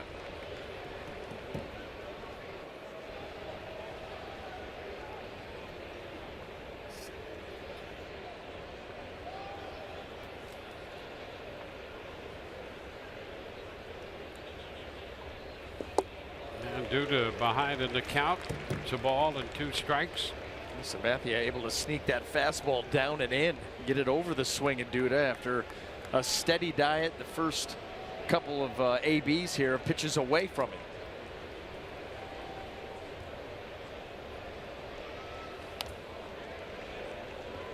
Count holding at 1-2.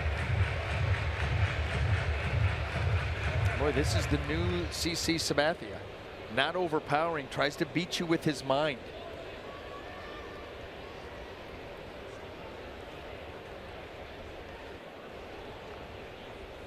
And a wave and a miss. And he wins that battle. That's a changeup breaking ball. Pull the string on the breaking ball, make the break a little bit bigger, take some speed off of it, and you get Duda out in front. See that grip in the glove and then spin it. Big sweep. That's coming off of 2 fastballs in, so you make the guy aware of that fastball in. He stands a little bit more upright and can't reach it. And here's Cesar Puello. Well, we're talking about the Indians earlier tonight, and Cleveland's at it again, and they've put together a big lead in the bottom of the fourth at home over Detroit. It's Cleveland 7, Detroit nothing now. They won 18 in a row. You know, it's interesting too when you look at that winning streak and take this game out of it. But the 18-game winning streak, one of the things that really jumps out at you is the average score. And for those 18 straight wins, the average score is 7-2. So it's not even like they're just beating teams. They're destroying teams. The team ERA is like 1.7. And they're scoring 7 runs a game. That's where you start to get into that historical context. Yeah, and that article you mentioned also addressed the odds of a team doing that. They're astronomically against it. Right. Right. I mean, not specifically this, but 250,000 to 1. Yeah. Things like that. Well, they were talking about, that's when he talked about a 500 team winning 18 in a row, and he likened it. It's the same odds as if you took a quarter and flipped it, because it's a 50-50 proposition. It's the same odds as you flip that quarter and you get heads or tails, whichever one you call, 18 times in a row. Good luck with that. There's a swing and a miss. Here's the other thing, and we were talking about this earlier tonight. The team OPS, so your on-base percentage plus slugging percentage for the team, for the Indians team over this streak, so going back 3 weeks, the team OPS is higher than Jeff Bagwell's OPS in a Hall of Fame career. The team for 3 weeks have had a better OPS than Jeff Bagwell, who's in Cooperstown as a power guy. Yep, that's amazing. That's ridiculous. Well, they're winning again tonight. And the OPS apparently is going up. The lead is so big. Yep.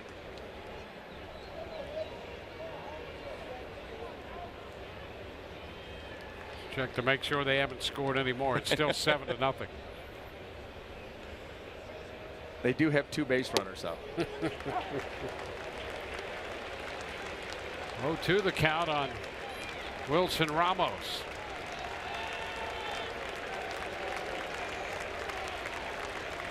You can't help but feel for Jake Odorizzi. Talk about a victim of circumstance.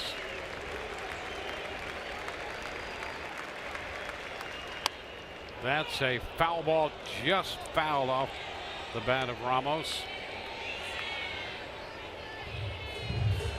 And you feel bad for him too, because he's coming off of, you know, what arguably was his best start of the season. He had that one out in Oakland where he went 7 and gave up 1 run on a solo home run.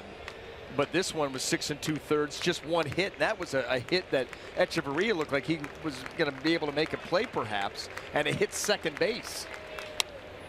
This one is a base hit out of the reach of Gregorius. 2-out single for Ramos. So Wilson Ramos coming off the 3-hit game yesterday, including a home run.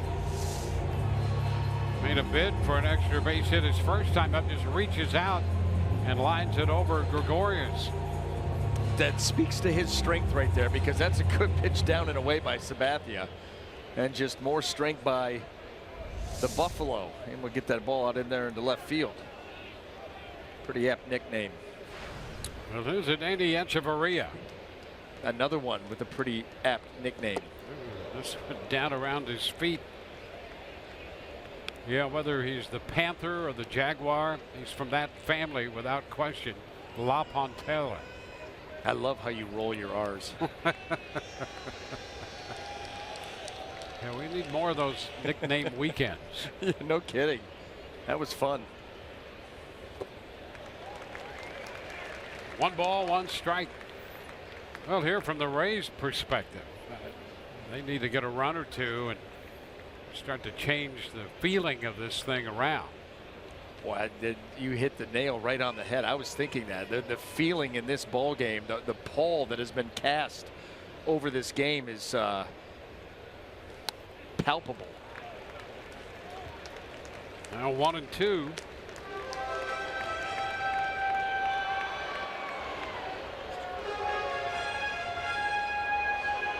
I'm not even sure if all of those words used together make any sense, but you know what I'm getting at.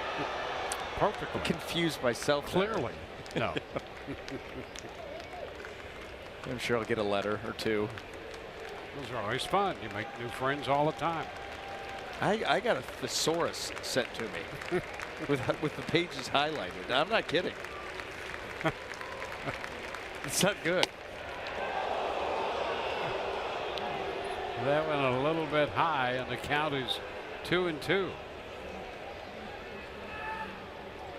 I got a children's book sent to me about the use of fewer or less than. Well, yes. It's actually helped me out, and she ended up writing me a follow-up letter. Congratulations! Yeah, she taught me right from the booth. Little tapper. Oh, just fouled as Frazier gloves it. Yeah, you know it's bad when you get a children's book sent to you, and it actually is right, and you're not. It's not too good. Remember we used to do Web Wednesdays? Yes. I actually read, you know, they would come, we'd come on camera. Yeah. And we'd have our books of choice. I used that for one of those. I was looking very interested in what I was reading, because I was. Yeah. Well, and it was sent with the best of intentions. Yeah. Yeah. Clean it up. I'm tired of hearing it. 2-2 is popped up. That's going to be a foul ball out of play. Still even at 2 balls, 2 strikes.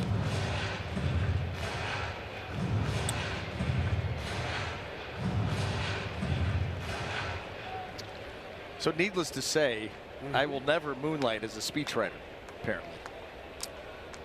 Why not? You continue to make progress. Well, not anytime soon. Ooh, he just missed right there. A little wide. He was looking into Lance Barksdale. Sabathia looking for a call. Left it wide. Oh, good. Now you get Ramos running here, full count. This breaking ball off the plate just stays off.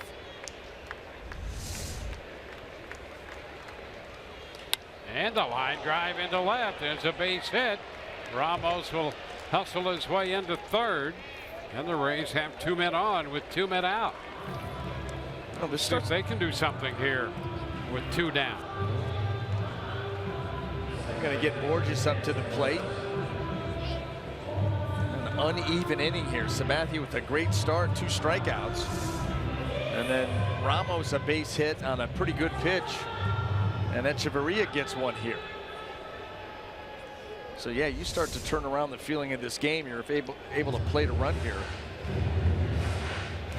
So Ramos third, Echeverría at first after the strikeouts of Duda and Puello.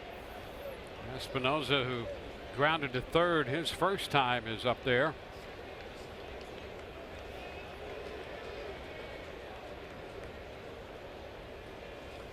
And he bounces one foul, strike one. Well, here's a chance for the Rays, who left a man on in the second inning. They left Echeverría at third after he had driven home Duda, and left another man at third in the third inning. Longoria bounced out. How about that? There's a little different look. Yeah, that's a pretty good beard that he's able to throw up there. Did that scare you? I mean, that kind of took me by surprise a little bit. Well, it was full screen. Yeah, I felt like I was all of a sudden like being, you know, accosted or held up from out of the And the eyes appear to mean business. I'm not messing with anybody with a beard like that. No thanks.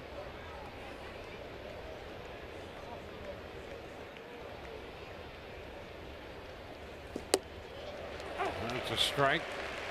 1 and 2.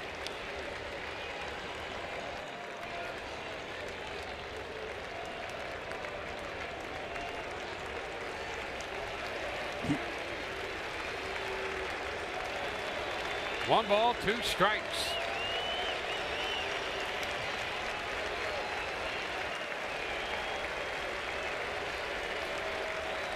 Espinosa waits for the next one from Sabathia.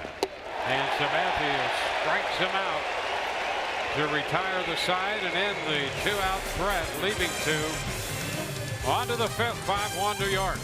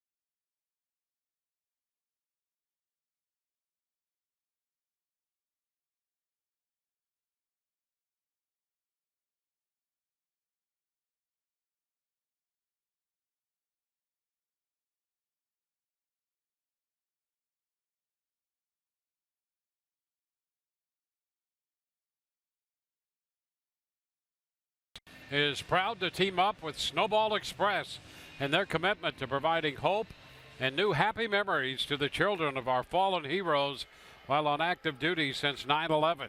By bringing children together from all over the world, Snowball Express provides an annual life-changing event to make each child feel special as they remember the lives of their parents. We remember. Visit foxsportssupports.com to learn how you can help. Here's Sanchez going for the first pitch toward the hold. It's short, and Echeverría makes that a routine play, and it is not a routine play, even with a catcher going down the line. Echeverría over there to take care of the first out. Fun to watch him do his work, isn't it? It is indeed.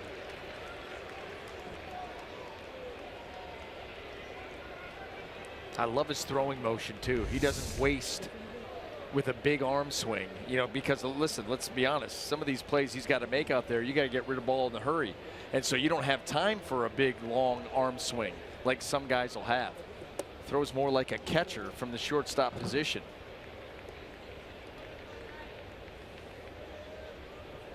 One ball, no strikes to Didi Gregorius.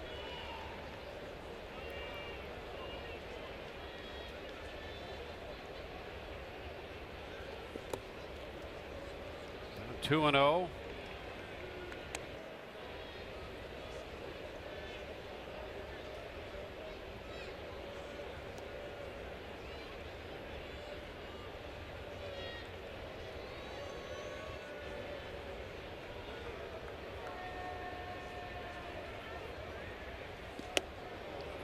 Did he check? He did not. 2-1. Another fastball up above the zone. He saw plenty of those from Odorizzi, and now Chaz Rowe. So that it just goes to show you that that's the game plan here against Gregorius. If you can elevate a heater, that's what you're going to do to this guy.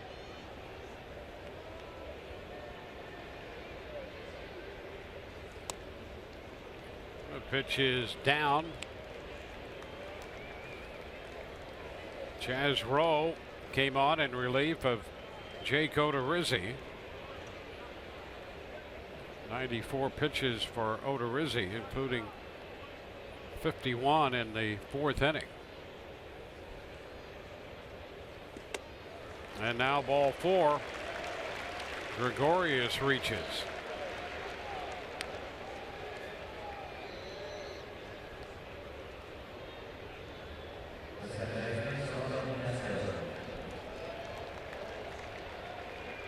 One on, one out for Starlin Castro.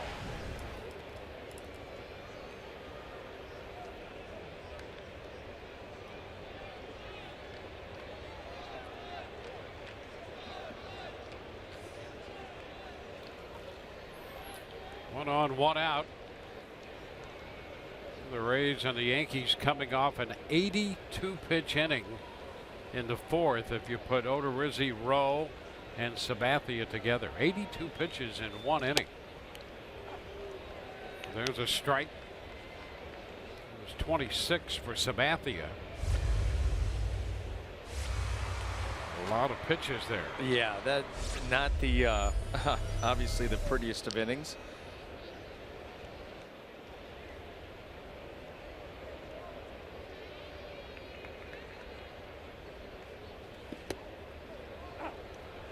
Oh, 2.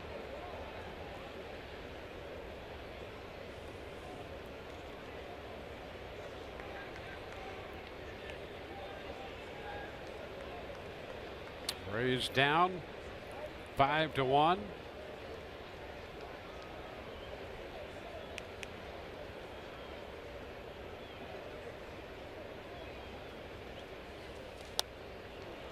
Pitch foul back.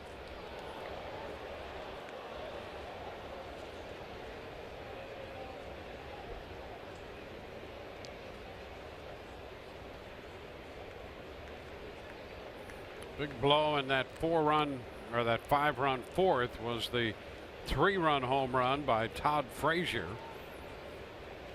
Costly error. Allowed a run to score, kept the inning going.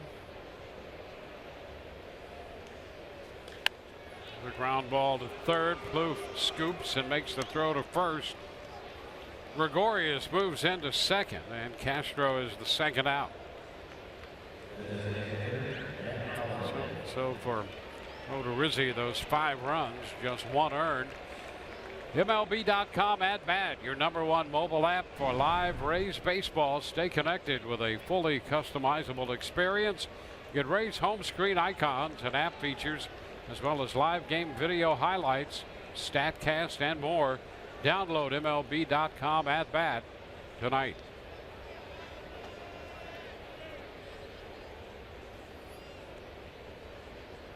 Matt Holliday lining it into right. Borges on an angle toward the corner makes the grab. A walk and a man left, and we go to the bottom of the 5th. 5-1 New York.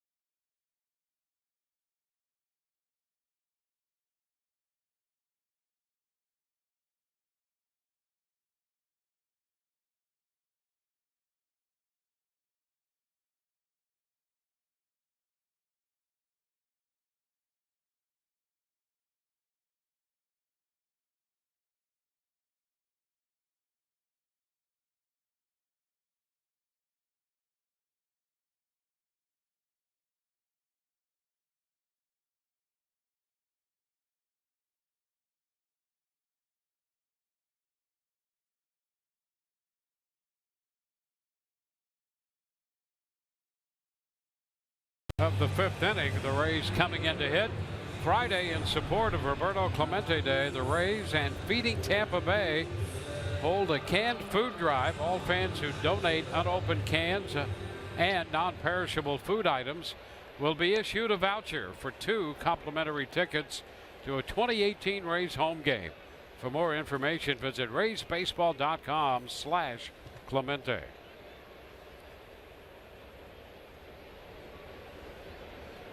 Peter Borges leading off and taking the pitch down. Left-hander CC Sabathia on the hill. A little over 70 pitches for Sabathia. The liner up the left side, going to hook into the seats. That's what gloves are for. 1-1 to count. When you went to baseball games, did you take a baseball glove? You know, I don't think that I ever really did. No. I don't think I did, maybe a few times when I was younger. Mm-hmm. When I got way cooler and older. Yeah, if you're cool. Yeah, barehanded. Really? Yeah. But I think it's kind of cool to do now. And you see all ages do it. Yeah. So it's kind of a good thing to do now. It is. No reason not to. I just can't believe of all the years going to games at Municipal Stadium up in Cleveland with nobody that I never got close to a foul ball. Wow. I mean, figure that out. Yeah. Where'd you sit most of the time? Well, I mean, that probably had something to do with it. Yeah. My parents. It was a spacious, big old ball. Yeah. We would get $4 general admission. You'd get a nosebleed from time to time. Ooh, he just missed there, and the count is full. But you know what? If $4 general admission at Old Municipal Stadium was still, down the line in the outfield, so you get some hooking line drives. Oh, yeah. There was plenty of opportunity. I mean, there were times that you had your own personal vendor at games, but you couldn't get a foul ball. Really? Yeah, I'm surprised that you never did. No, never got close. I mean, that wasn't even never. It's shocking. And you see some of the people that come up with some of these foul balls, and you're like, really? You got one too? Really? Yep. In those seats? Yep. But you know what? They're out there ready to make plays. Bring the baseball glove. You never know. That's right. How many times we see it? I think it's almost a necessity. And, you can attach it somewhere to your body, your clothing, and you know, but during the game, have it on, be ready. Yeah. Well, yeah, because really, it's nice to be able to collect a souvenir, but sometimes with these line drives going into the stands, it becomes protection. That's right. There's the ball 4 down. Yeah. Maybe if we just keep talking about things and pay no attention to the game, the Rays will build a little bit of a rally. Well, it's working so far. Lead off walk. The best I could get, I got Duke Snyder to wave at me one time. Did you? Yeah. Nice. Yeah, I yelled Duke for about 6 innings. He couldn't take it anymore. Are you sure he was waving? And then he just, well, Yeah. there is that too. You know, it's open to interpretation. Put his hand up beside, you know, by his side, by his belt, and just gave me a quick little wave like that. Maybe it was like, go away. That could have been it. It was backwards, telling you to just take a nap? Yeah, easy. Strike to Kevin Kiermaier. Yeah, that was at truly the old Busch Stadium. When we went to play the Cardinals, people reference the stadium that used to be next door as Old Busch Stadium. No, the old Busch Stadium was over on Grand Avenue on the north side of St. Louis. It went from Sportsman's Park to Busch Stadium all those years until they opened Busch Memorial Stadium in the middle 60s. And now they have the 3rd iteration of Busch Stadium in St. Louis.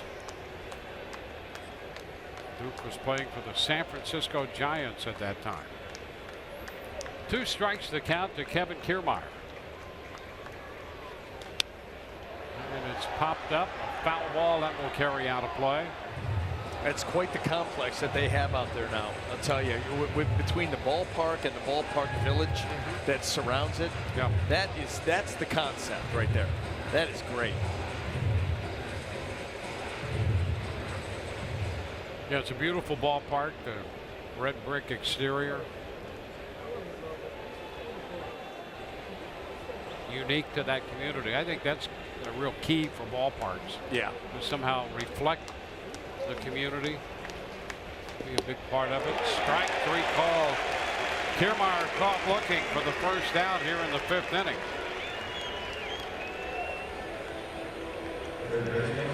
A flurry of strikeouts here. He actually struck out the side in the 4th.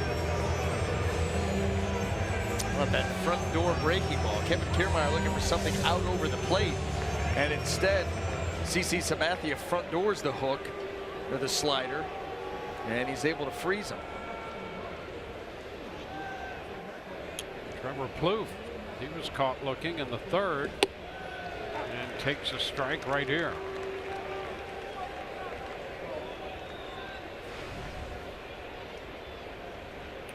The Rays have left men on base in each of the last 3 innings with the leadoff walk from Borges in the 5th.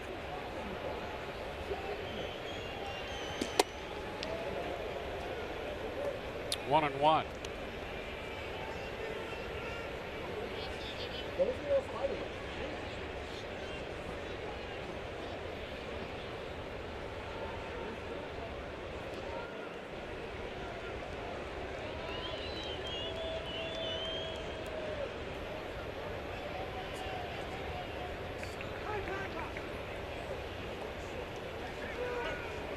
Borges over at first, time granted by Lance Barksdale.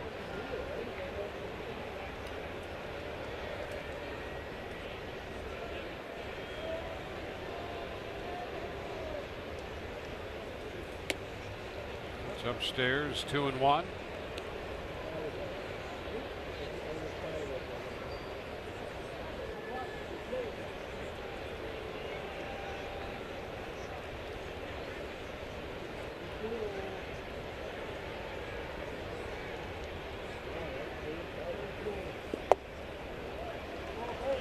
Low to Plouffe, and he's in a good count right now, up 3 and 1.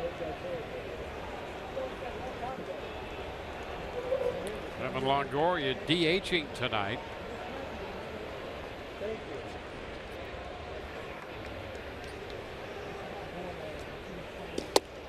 Plouffe swings through the 3-1 delivery.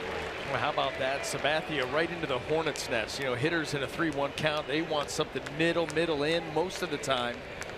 They can try to pull for power, and Sabathia goes right in there and gets a big strike. And now really that opens up the door for anything he wants to do here. Go back in, go away, soft away, anything. And this one right back through the middle by Sabathia and into center field. Borges advances to second. 2 men on with 1 out. We're going to get down into the middle of the order now. Yeah, and that's going to end the night for Sabathia. Joe Girardi's not going to mess around with a full bullpen to work with. And Sabathia did, by the way, try to come soft away, but he left it up, and that's going to end his night. So pitching change coming here. The Yankees make a call to the bullpen, presented by the Florida Lottery.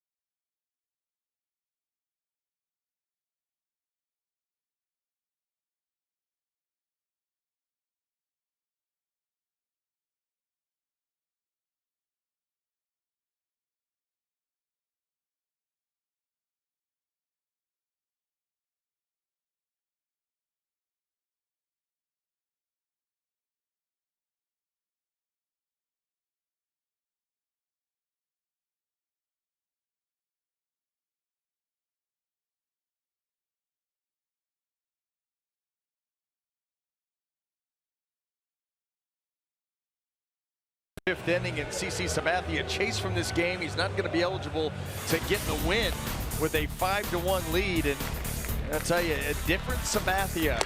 Earlier in his career, he works around the edges of the zone, mixes his pitches very, very well. The Rays able to get to him, though, in 4 1/3 innings with 6 hits. He's responsible for the 2 men out on base, but so far just 1 run. He's made big pitches when he's needed to, but Joe Girardi, with a full bullpen, a September bullpen, and a game that's very important, is not going to wait around to see how that ending was going to come up. He's going to go to his pen right now. Yeah, that's the second time we have seen him pull Sabathia with a lead and pitch under 5 innings. He worked 4 1/3 the last time the Rays faced him on the 27th of July. 4 1/3 tonight. David Robertson is the new pitcher on to face Evan Longoria. And the pitch is a strike. Sabathia had retired Evan twice tonight, but we showed you those numbers earlier. The career numbers Evan has against Sabathia is staggering. And so Sabathia will not face him here in the 5th. Instead, Robertson in, and there's a shot up the left side, foul, back into the crowd. Boy, did Evan turn it loose there. The hard stuff right out over the plate, and was so quick that he just smashes this thing well foul.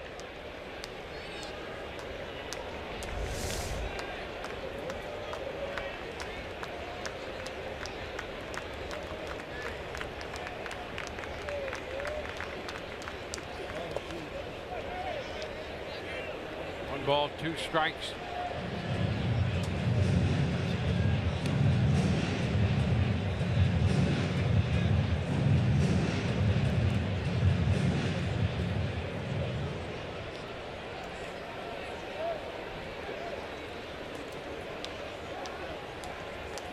George's second. Kloof at first.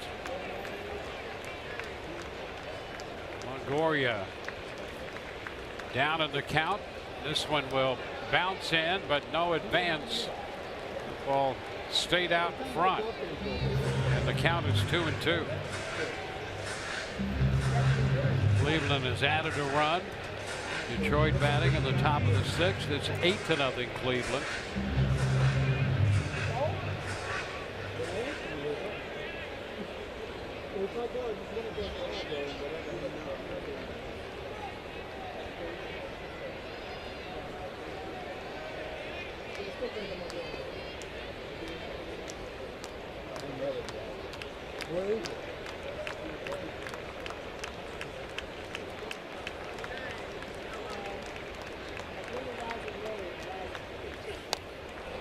Bit of that one, battling Robertson.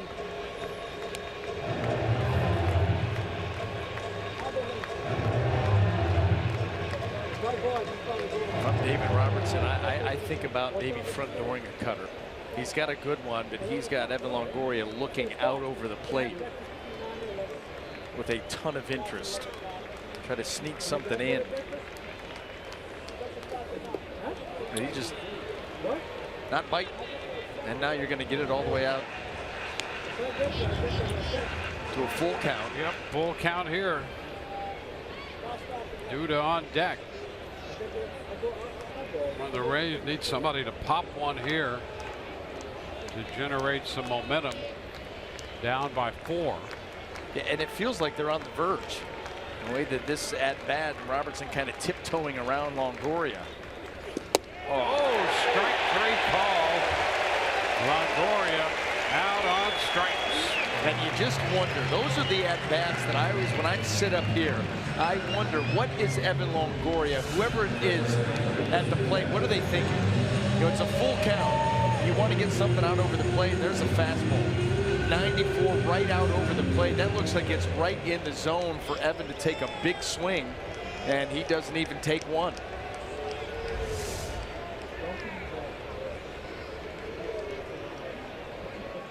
So 2 gone, and here is Lucas Duda.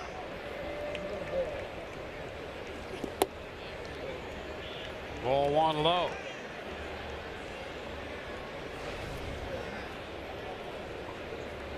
Duda walked and scored the lone run for the Rays so far. It was in the 2nd inning.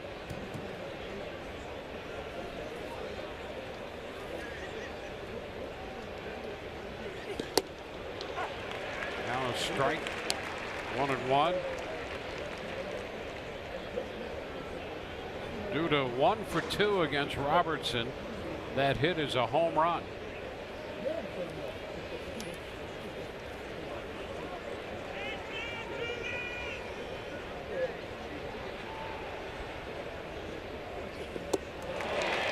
Now he's behind in the count, 1-2.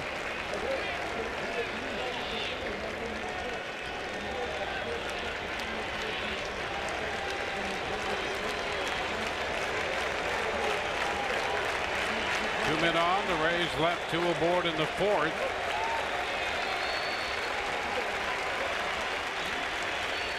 And a swing and a miss. And that curveball down and in.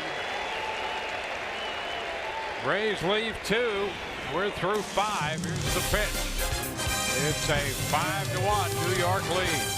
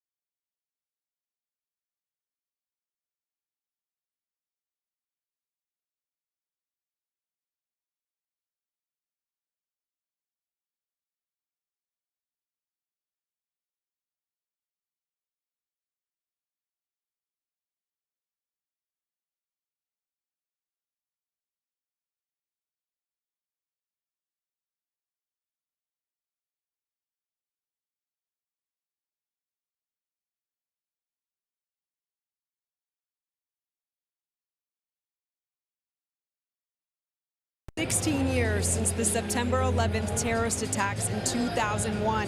Today we remember those who we lost and also the heroes whose courage was unwavering. And when we were talking with some of the Rays players earlier today, they say that it feels like September 11th, 2001 was just yesterday, thinking of all those protecting our country who put themselves in harm's way to save lives. Talking with Danny Espinoza, he says it's forever in our hearts and on our minds. Lucas Duda, who played in New York for 7 years, says he remembers the way that it changed our country. But Dwayne and BA, what do you all remember about September 11th, 2001 in regards to the way it impacted Major League Baseball?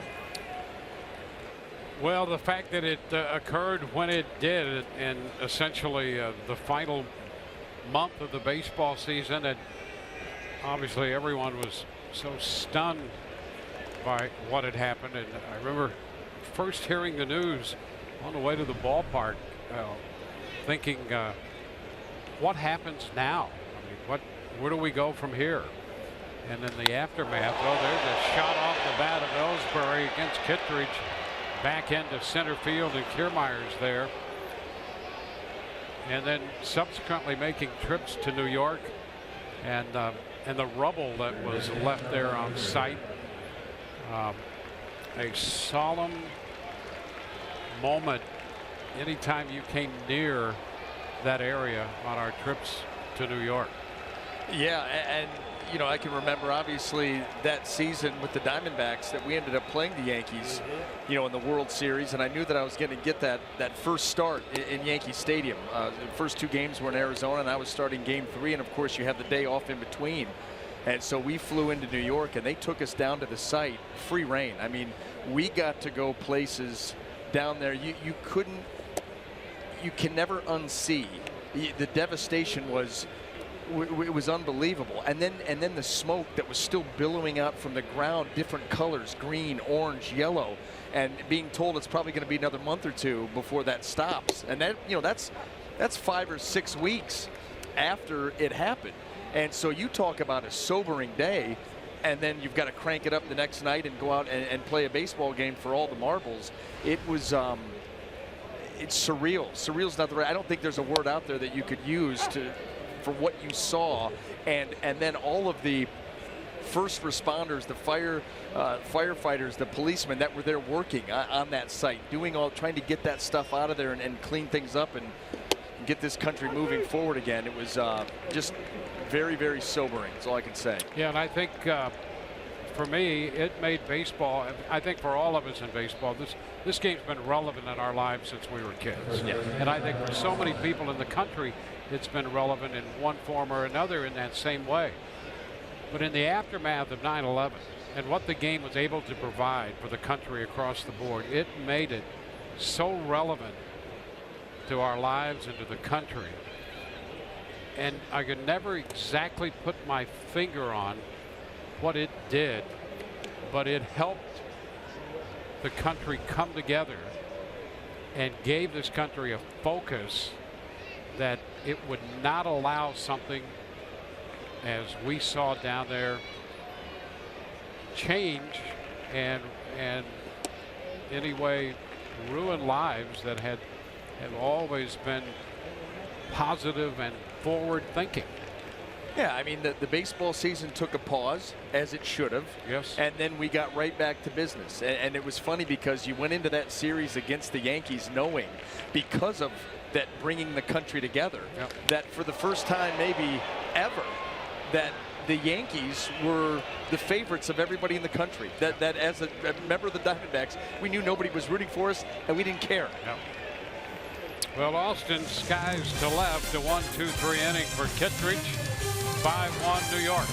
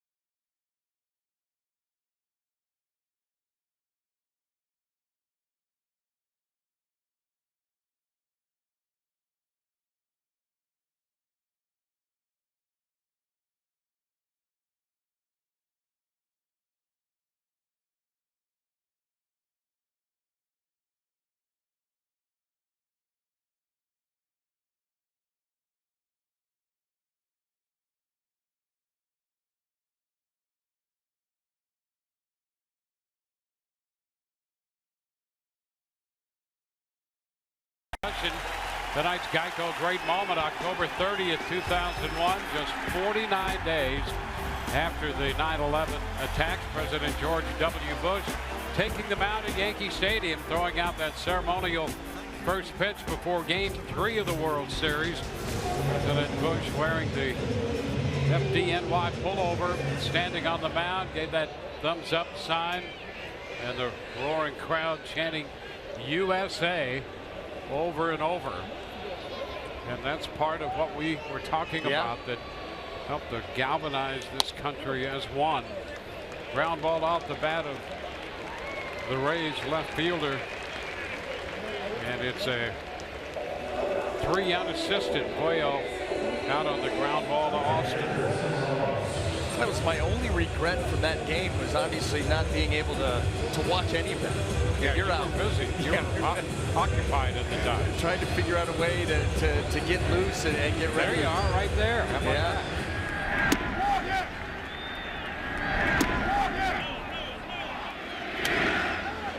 Yeah, and what an opportunity to be in that moment.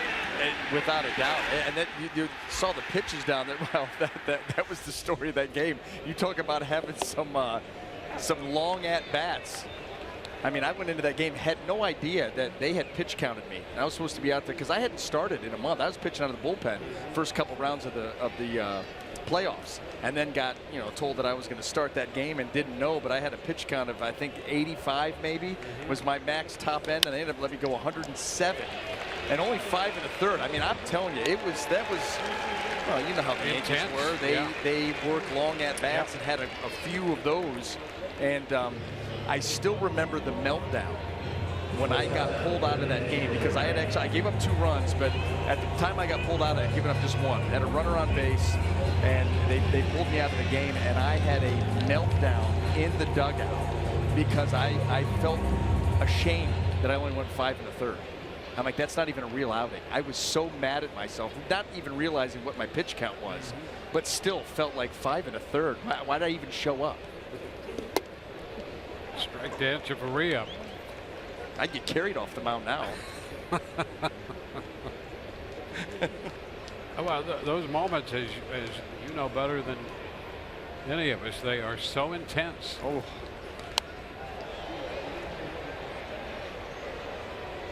Revisit that. Yeah, don't show anything that happens once I get into the dugout, because it gets weird.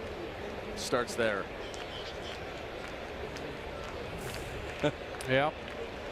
Well, the gum went first, and then just say I got a phone call after my mom reviewed the tape. And, unsportsmanlike. I never knew your mother could be unsportsmanlike. No, she was accusing me. I got you. Absolutely. She was actually there at the game, of course. But then after reviewing the tape, I got a phone call. Yeah. 2 outs, 1-2 the count to Echeverría.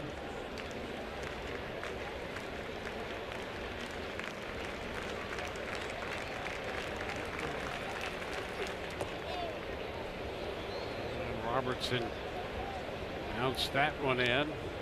Oh, ball boy went down. That was too good. Got to get him some cleats. Can't run out there in turf shoes. But he came up smiling in the moment. He tried to put the brakes on, and the feet came out from under him. Here it comes. Watch this.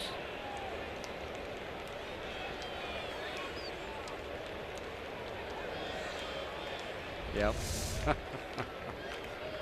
Good sense of humor. This one headed toward the left field corner. That's going to one-hop the wall and bound over that orange stripe for a double. And Adeiny Echeverría is 3 for 3 tonight, a triple, single, and a double.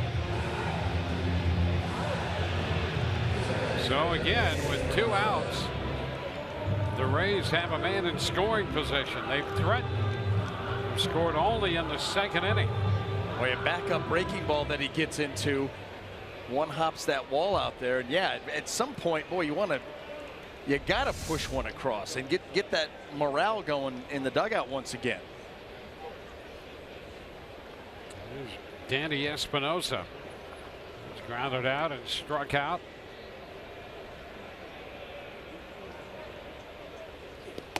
This one off the mitt. Crossed him up. And Sanchez chases it. Echeverría goes to third. Yeah, runner on second. Got crossed up. Watch how late Sanchez is with the glove. He's not expecting that at all. Started to turn the glove and ends up just batting it away. And you can see, you can read Robertson's lips right there. My bad. It was my fault. But you know what? Can't worry about that now because the runner not at second base anymore. You go right back to your normal signs. Well, the Rays left Borges at third in the third. They left men at first and third in the fourth. They left men at first and second in the fifth. Now a man at third, 2 outs in the sixth.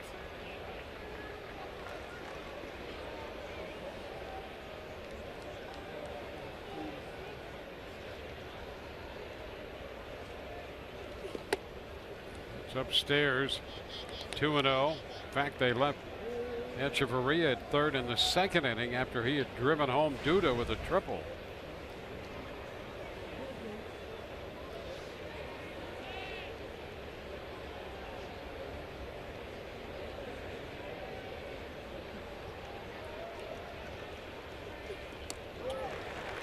Two and one.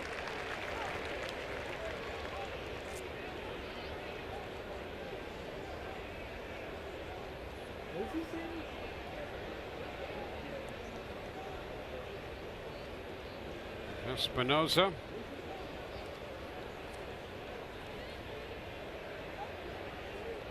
He had 3 hits Saturday in Boston. Looking for his first hit tonight. Chops it over the mound. Charged by Gregorius, and the throw to first in time. The Rays leave a man at third. They've stranded 7-5 in scoring position.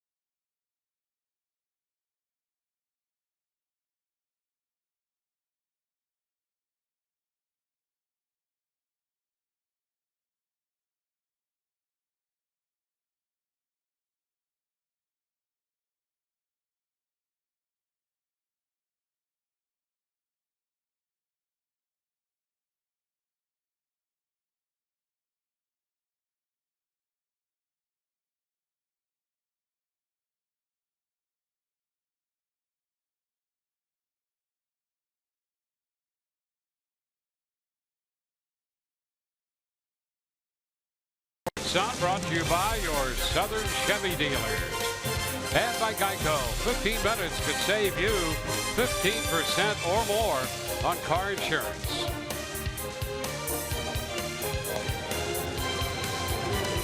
Rays in New York opening this series. Rays the home team here in Flushing Meadows. And a new pitcher for the Rays as we go to the 7th. Ryan Stanley, pitcher number 4. Well, he's on for the 17th time. He's got the big fastball, a little bit of a slider that you'll see, and also a split changeup that he has been working on and started to incorporate. And you see he'll go into the glove with that changeup grip, the split grip. Easier to start out with that grip than to try to go into your glove and dig for it. He'll be dealing with the top of the New York lineup. Brett Gardner. Gardner 0 for 2 with a walk tonight. The pitch is a fastball and a strike, hopping away from Ramos.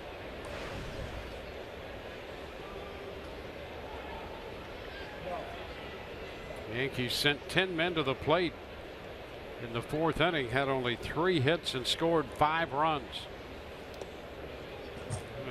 Pitch that skips by Ramos there. 1-1.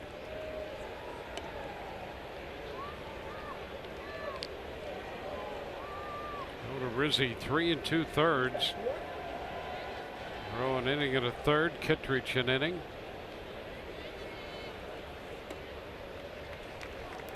Two and one.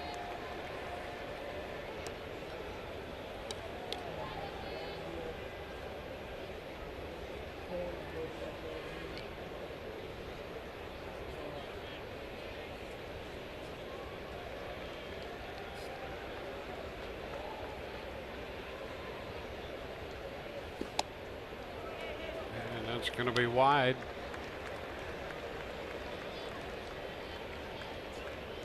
So Stanek falls behind Gardner with Aaron Judge on deck.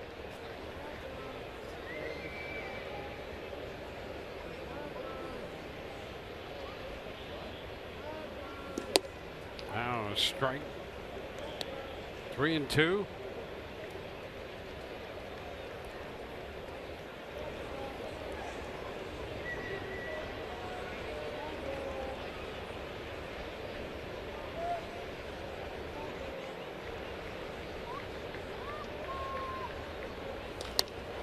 Base hit the other way. So Stanek greeted by a single out the bat of Gardner.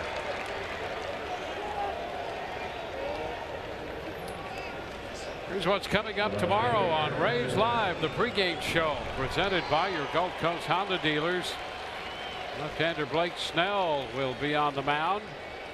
We'll hear from him, and Orestes Destrada will break down Aaron Judge, who is 0 for 2 with a walk and a run scored tonight.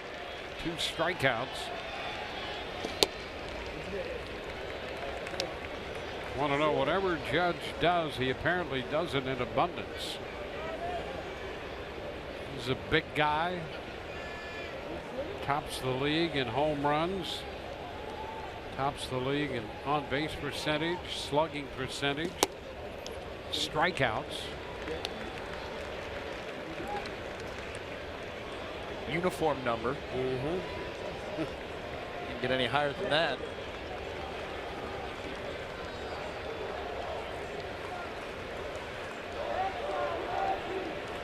Facing the hard-throwing right-hander Ryan Stanek. Over to first. Gardner's back in.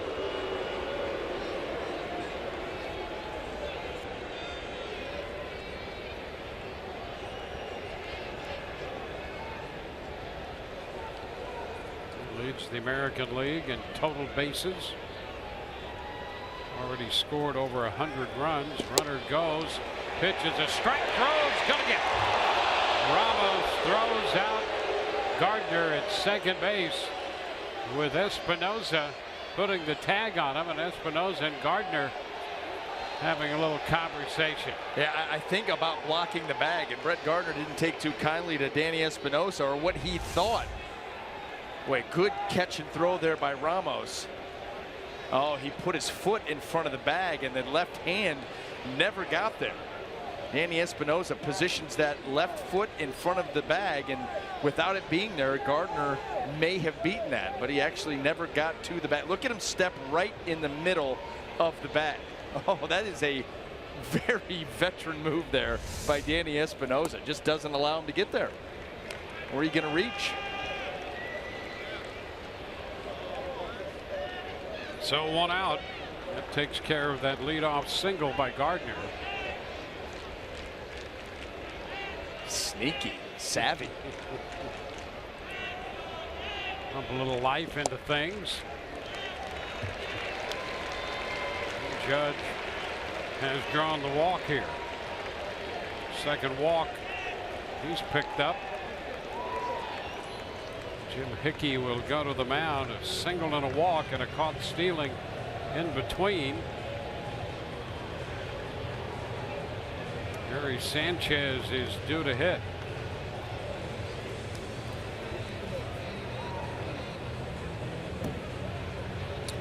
Reminder parents, you can brighten up bath time with the Rays hooded bath towel. Sunday the Rays take on the Red Sox, and all kids 14 and under receive a hooded bath towel presented by Johns Hopkins All Children's Hospital. While supplies last, call 888-FAN-RAYS or visit RaysBaseball.com.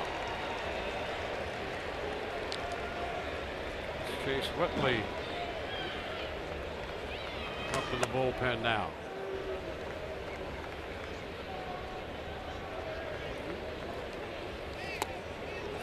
Cut and a miss by Sanchez on the slider.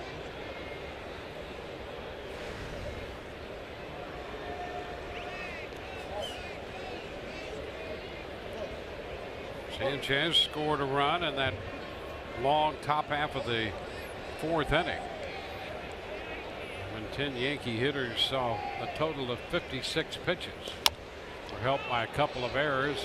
Little roller foul. Kloof makes the pickup, and it's 0-2.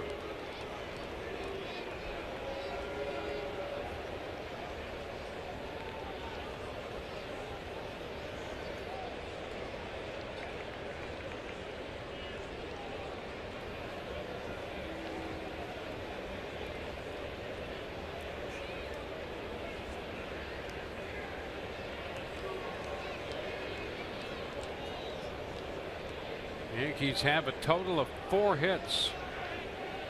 They've drawn 5 walks. Rays have been guilty of those 2 errors aforementioned. Stanek ahead of Sanchez. Bounces it foul.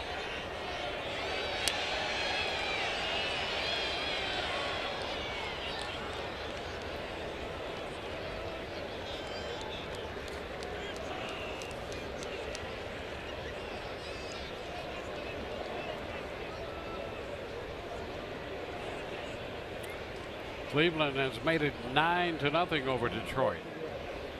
7th inning now. Just continue to bludgeon teams. Way up there. 1 ball, 2 strikes. I mean, what's the record? 21 straight. They would be sitting at 19. And you just started a series with the Tigers, who are ripe for the pick. I mean, it's baseball. You just never know. But you've got a team that's not exactly at peak strength. Upstairs. Well, it's a 2 ball, 2 strike count.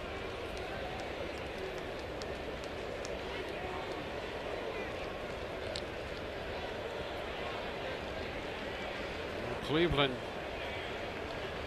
has surpassed Houston as the winningest team in the American League. And with that brings the home field advantage throughout.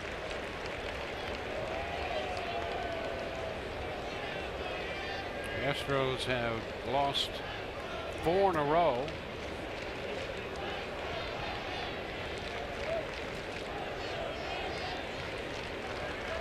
Now a full count to Sanchez. He fouls that one right back.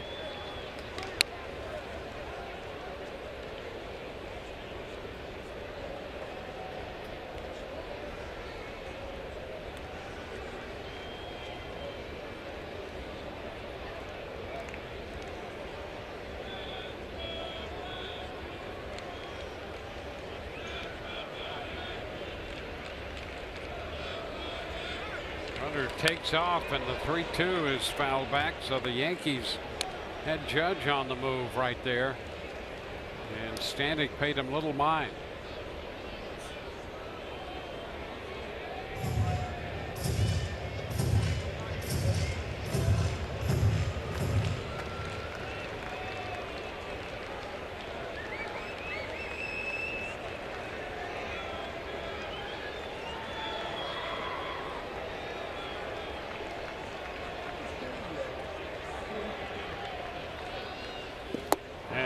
There's a cut and a miss.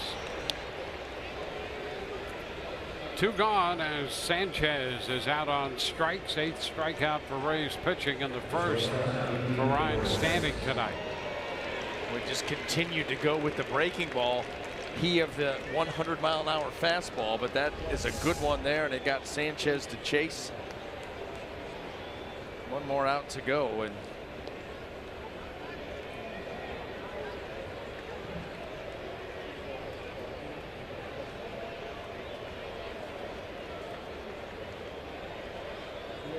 Gregorius fouling the first pitch fastball back.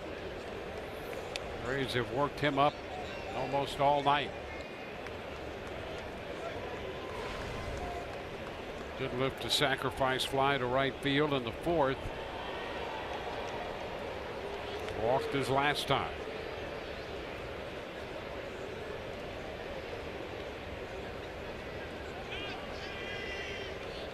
One-0. And the other end of the spectrum right there for strike 2. Some heat down.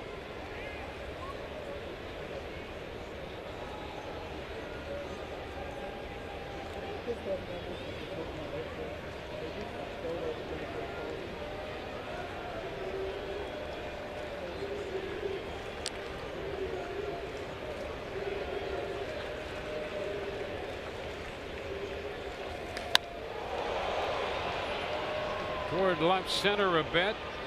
Cuello is there to make the catch. No runs, a hit, a man left on base. The Rays trail this game 5-1 here in the middle of the 7th inning. And now for God Bless America, we take you to Regina Wilson. With USS Kearsarge, please stand and remove your caps as we honor America by singing God Bless America. Please welcome FDNY firefighter Regina Wilson.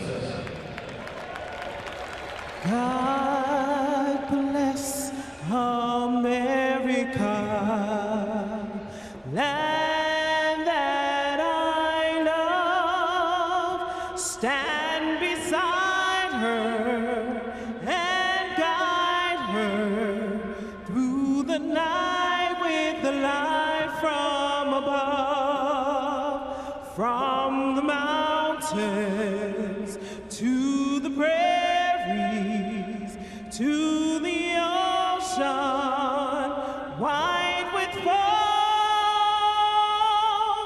God bless America, my home sweet home.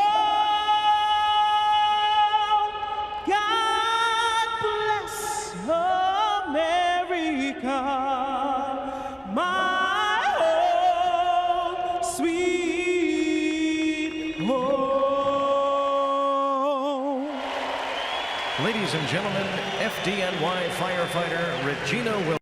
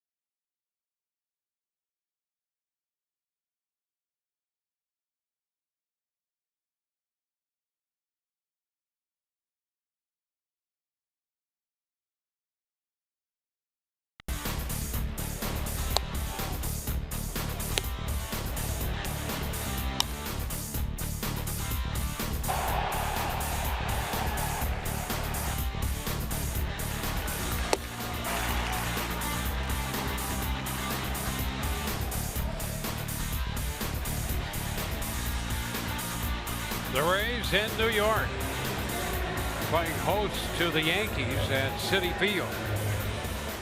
And the Yankees, with a 5-run fourth, have a 5-1 lead. With the Rays coming into bat in the bottom of the 7th inning, and Corey Dickerson will lead off the bottom of the 7th. He's hitting out of the 9th spot. Peter Borges started out there, and with Robertson on the mound, Dickerson on the hit. 1 strike to count. Borges had a bunt single and a walk in this game.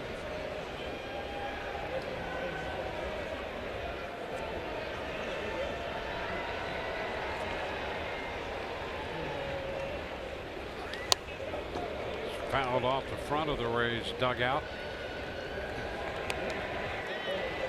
Well, the Rays bullpen has been able to keep the Yankees in check, so now's the time to make your move. Not going to get any easier with this guy warming up. Chapman behind him, but they have not been infallible here as of late. Go time.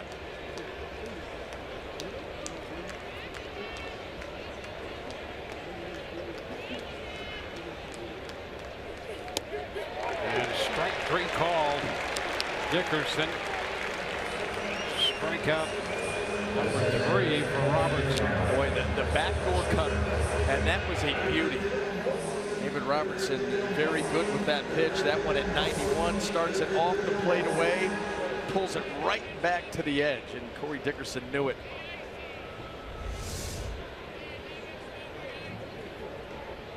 At the top of the order, Kevin Kiermaier. Yeah, this bullpen for the Yankees, you talk about shortening games, and you think about David Robertson, a former closer, could still do it if he, was on the right team.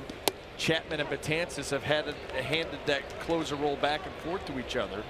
But you've got a bullpen, 3 or 4 guys that are capable of closing for most teams in the league.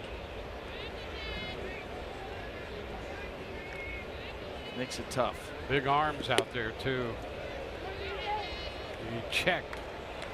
And it's 1-1.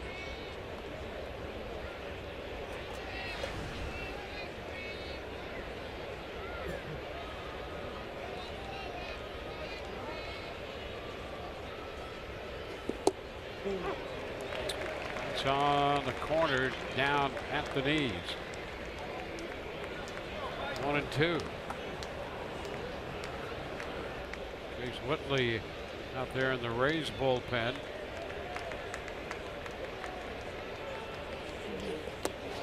Kiermaier did not offer. Sean Tompane down there on that ruling, and it's 2-2.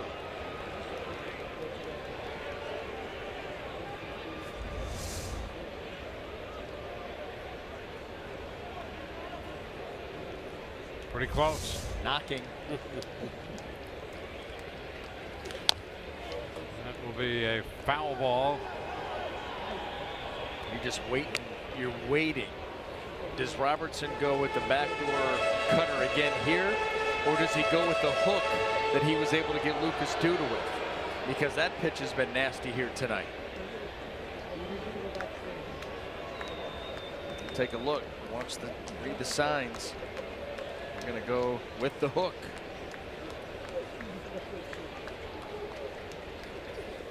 And he did go that time.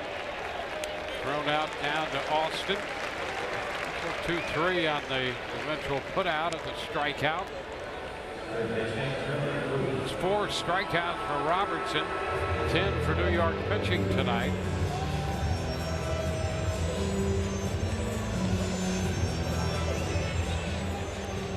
Plouffe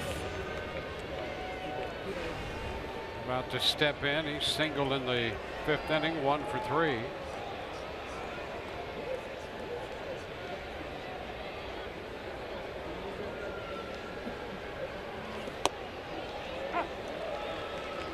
The pitch is a strike.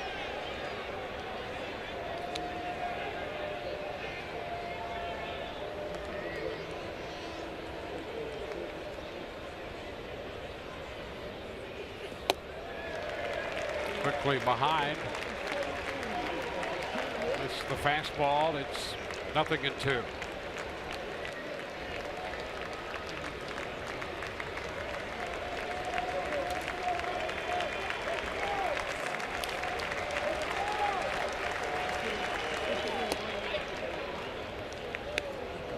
strikes here.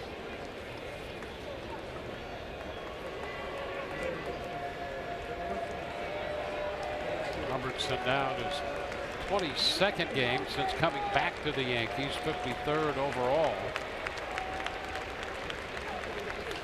Ground ball left side.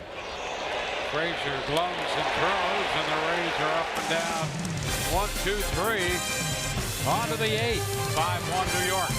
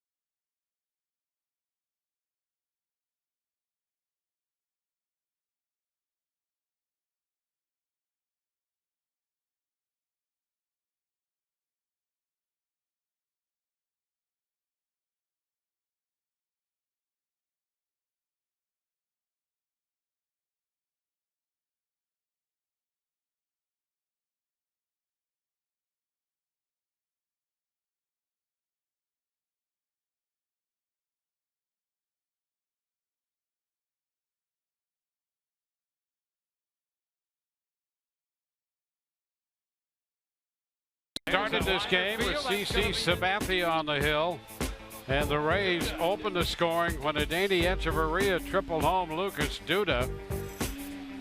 But New York came back in the 4th in a long inning. An error there by Plouffe at third helped to open the gates. Before the inning was over, Todd Frazier would belt a 3-run home run. A 51-pitch inning for Jake Odorizzi, who was charged with 5 runs, only 1 earned. And as we move into the late stages of this game, headed into the 8th, it will be Chase Whitley for the Rays, their 5th pitcher of the game. Well, he's on for the 37th time. He's worked 53 in the 3rd innings. That's one thing that he's able to give the Rays coming out of that bullpen, or multiple innings. Kind of has jumped between that role at the big league level over the course of his career, starting a little bit, some work out of the pen. Cesar Puello goes from left to right as Corey Dickerson stays on to play left field. The first pitch from Whitley to Castro, ball 1. Castro, a couple of ground balls and a strikeout in between.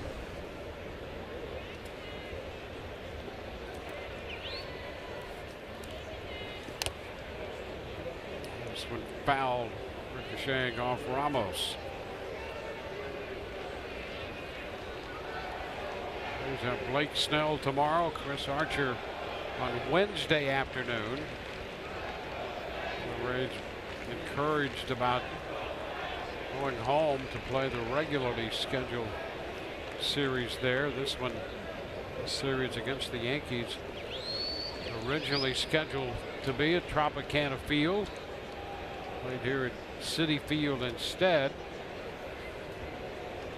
Boston due in over the weekend, and then the Cubs. That ball is fouled up the right field side, and it's 1-2.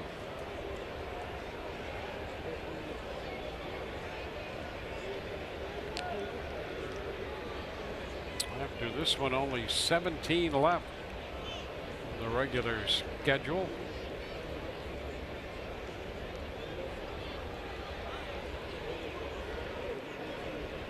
And the 1-2 pitch to Castro from Chase Whitley. He strikes him out. Got him to chase the high fastball. How about that? That fastball was up by the bill of his helmet. That was a swing that was regretted before it was finished. The facial expression says it all. What am I doing? That happens. Well, he's chased pitches up both times he struck out in an otherwise 0 for 4 night. Matt Holliday. And he takes the pitch up there for a strike. Holliday hit the ball in the 4th inning that got away from Plouffe that led to what at the time was the go-ahead run. They added 3 more to build a 5-1 lead. It's popped up. Duda coming down from first. Ramos from behind the plate. And it's Ramos making the catch. Now 2 gone.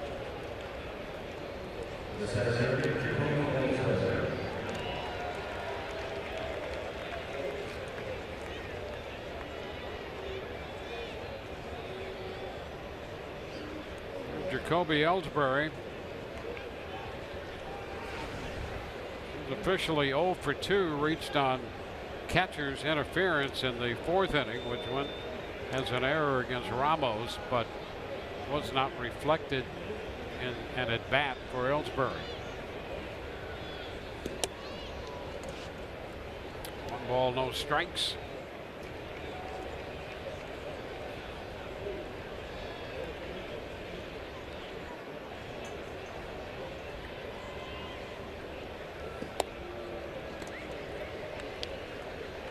Two and 0.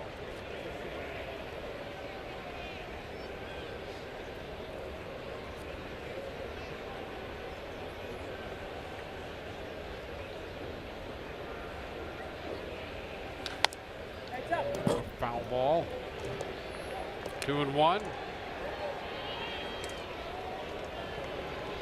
The Rays scored that run in the 2nd, saw the Yankees come back in the 4th inning, but the Rays were not without opportunities in the 3rd and 4th and 5th and 6th innings.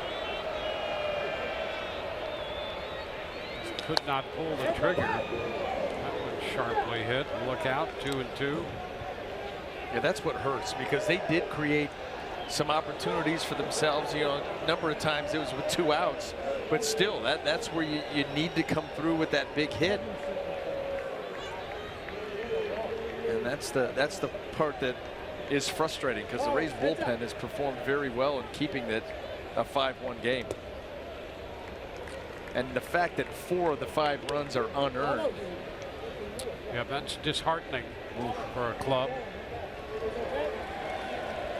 Very, very little, if any, margin for error at this point of the season for the Rays, and difficult to withstand that. Just a little piece of that one to foul it.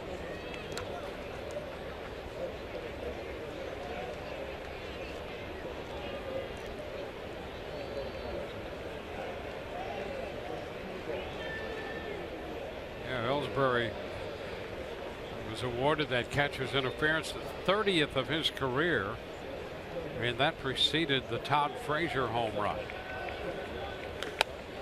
Now he lifts one very high and deep, but well foul. Way up there in the upper deck.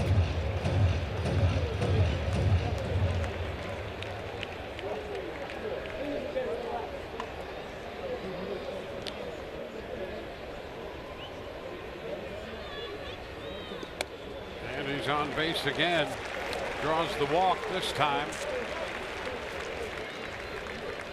2-out pass to get Frazier up.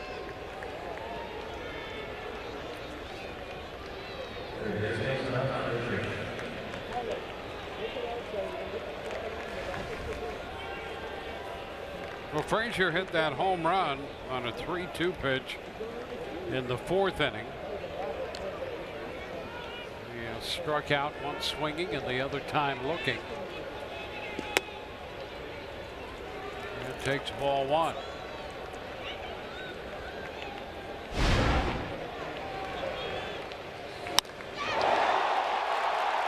That was the backbreaker of that fourth inning for the Yankees against the Rays, and came on a full count pitch where Jake Odorizzi was forced to, be right out over the plate and tried to put a little cut on it, and Frazier scooped it. That right now is the difference.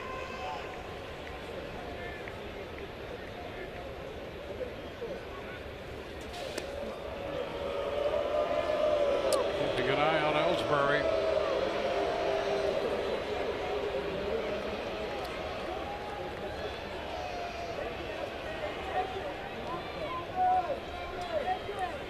Toronto beat the Orioles 4-3 in Toronto.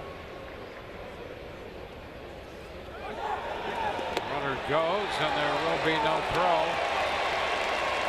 So Ellsbury steals it standing up.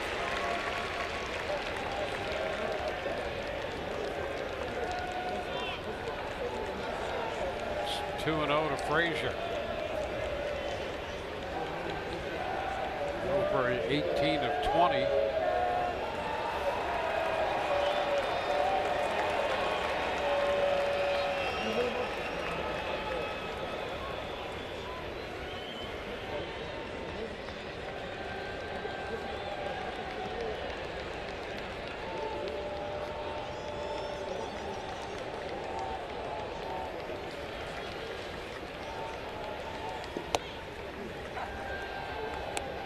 Strike 2-1.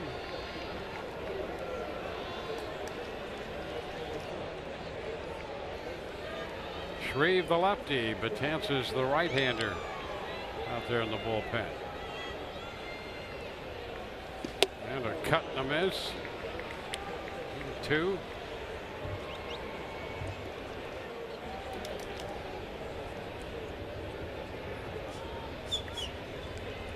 Indians lead 9-0. Hitting in the bottom of the 8th on Detroit. And this one is popped up, Kloof under it, and makes the catch to retire New York in the 8th. A man left. 5-1 New York.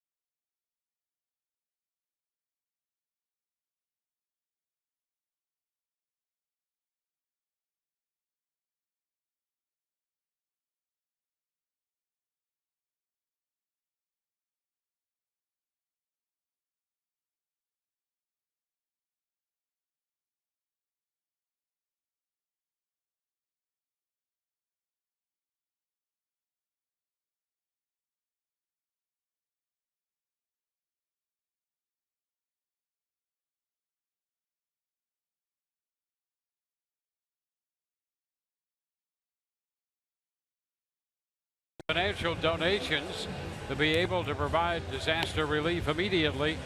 Help people affected by Hurricanes Harvey and Irma by visiting redcross.org or texting the word Red Cross to 90999 to make a $10 donation.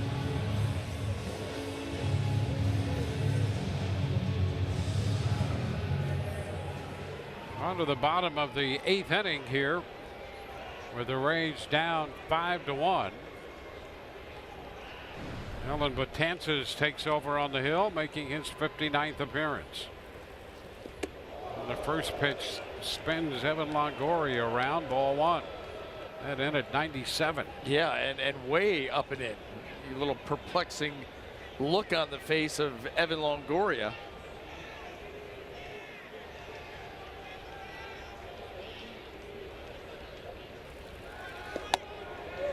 Now a strike. 1-1. Sergio Romo up in the Rays bullpen.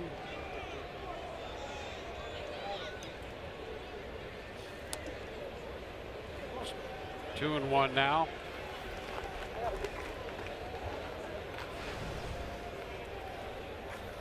Evan called out on strikes in the 5th inning.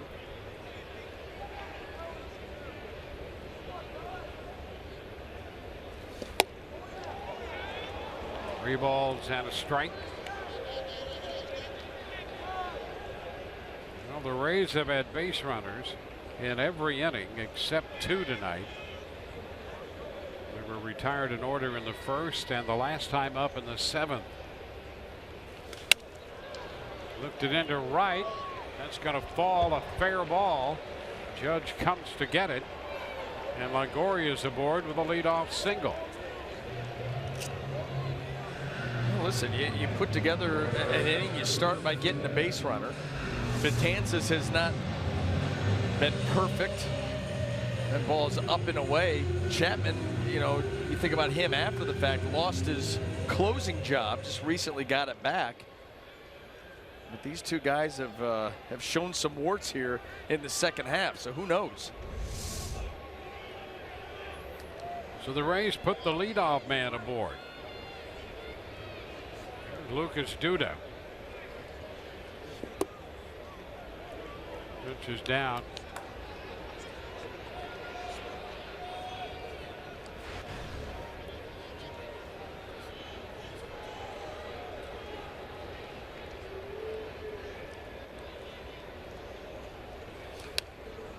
Right back into the screen, 1-1. Duda walked in the 2nd to lead off that inning, but he scored the only run of the night. A couple of curveballs in the 4th and 5th struck him out.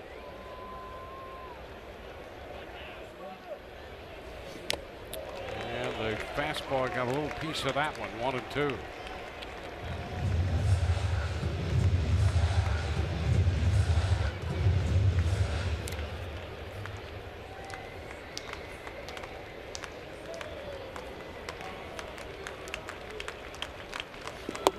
And he is out on the breaking ball there. It's exactly what David Robertson did to Lucas Duda. Breaking ball down and in. And there it is, a little too far. 11 strikeouts for Yankee pitching tonight. Here's Cesar Puello. He has struck out twice and grounded out to first.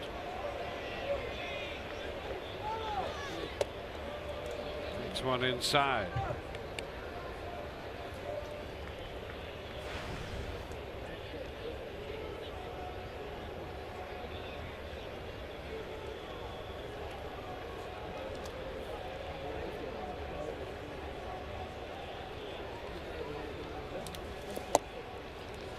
Is down 2-0.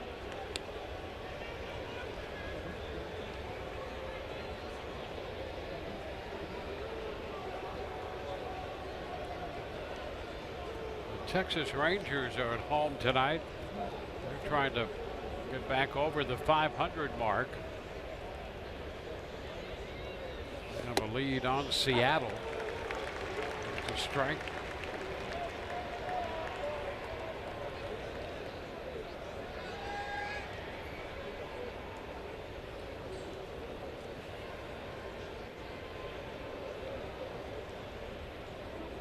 The 2-1 fouled away, 2-2. It's a 5-3 game in Arlington in the bottom of the 7th inning. The The Rangers leading the Mariners. White Sox have a 5-3 lead on Kansas City. So the wild card race, that second spot, might tighten up a little bit. Minnesota started the day up by a game on the Angels. 2.5 on Kansas City and Texas. Texas winning and Kansas City losing. And that Texas club's an interesting team to keep an eye on in that second wild card spot. They have consistently scored more runs than they've given up. And there's ball 4. Cuello walks, and the Rays are going to put 2 men on here. So again, showing some signs of perhaps building an inning. And Chapman is up in the bullpen. Larry Rothschild's going to come out, spend a little time on the mound, talk with Betances. Chapman a little extra time as well. Now the command has been all over the place. You know, there's a couple of pitches that you'll see back to back where Betances looks locked in, and then all of a sudden yanks a breaking ball, sprays a fastball well out of the zone, and that obviously leads to a walk after the base hit by Longoria, and here you go. Logan Morrison is going to hit for Ramos. So the Rays put the long ball threat up there, and Logan Morrison.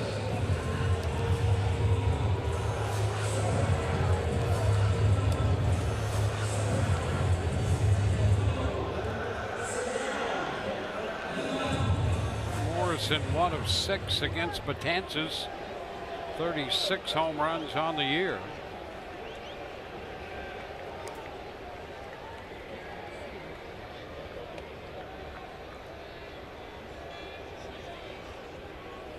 Rays down by 4 right now.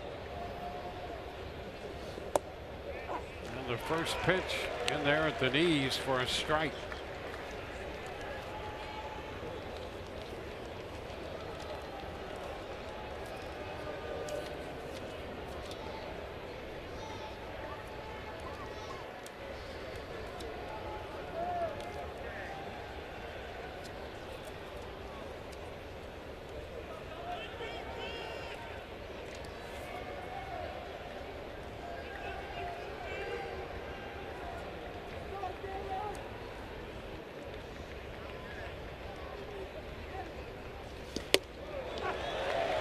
Fastball for strike 2. Curveball, fastball to start him.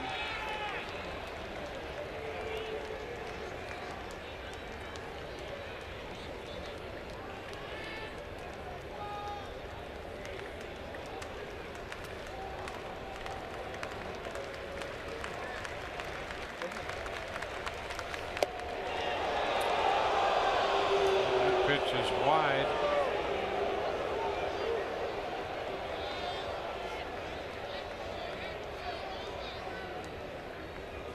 Last pitch, almost a quick pitch by Betances.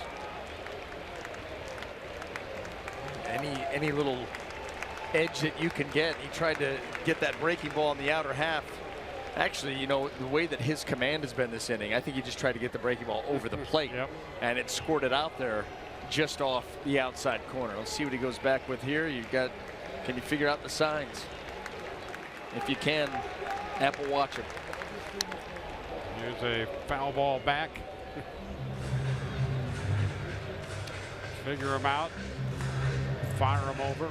Yeah, it'll be interesting to see Major League Baseball what they rule the penalty on that, because you get the feeling that if it's kind of a slap on the wrist, why wouldn't you look into doing it? I mean, for goodness sake. Sure. If it's you set precedent and there's not much there, you could open up a real can of worms.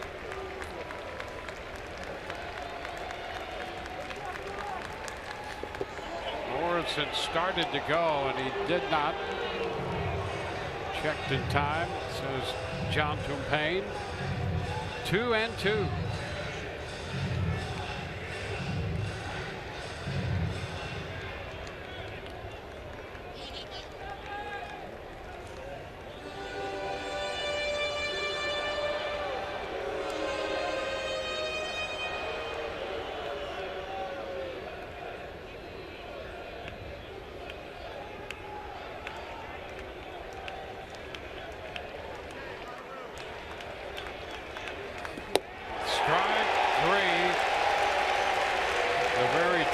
the zone. Morrison caught looking. It's a dozen strikeouts for New York pitching. You wonder if Gary Sanchez went out there and said, listen, he is sitting dead red heater. Just throw the curveball for a strike. Don't try to bury it. Don't try to get him to chase. He's not going to. Just throw it in here for a strike, because he definitely pulled back from that. I'm not even sure it was a strike, but. Well, here's a Danny Echeverría. He needs a home run to complete the cycle. The pitch is down. He tripled. Drove in a run in the second. He singled in the fourth and doubled in the sixth. 5 home runs on the year, 4 of those since coming to the Rays.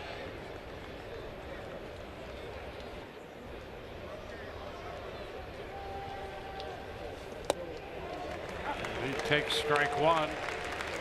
1-1. There's the triple in the second inning. Followed that up with the 4th inning base hit and the double in the 6th.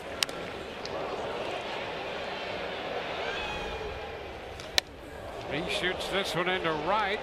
Judge will go back to the track and in the corner makes the catch. Echeverría just a little short on the bid for the cycle there, and Judge makes the grab. The Rays will lead 2. That's the story of this game for the Rays offense tonight.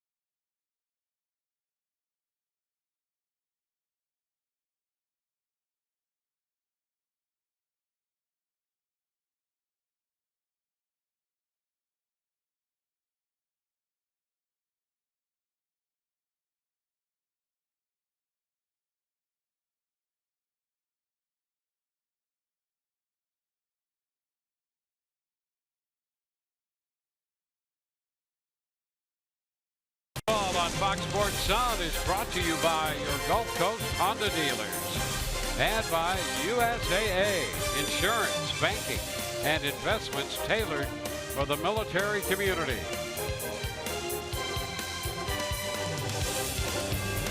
(5-1) as we head into the 9th inning in New York.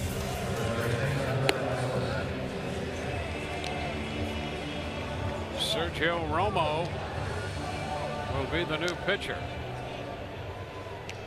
Kurt Casale will take over behind the plate. Romo is the 6th Rays pitcher tonight.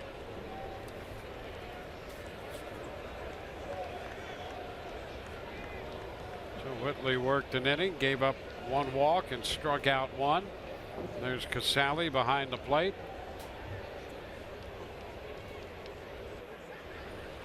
Tyler Austin. He sweeps that first pitch in there for a strike.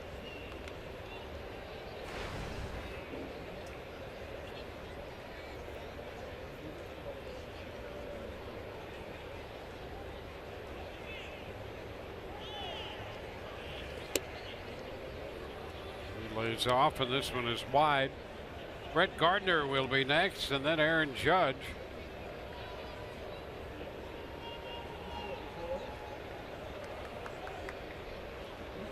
All 5 runs charged to Odorizzi, only 1 of which was earned.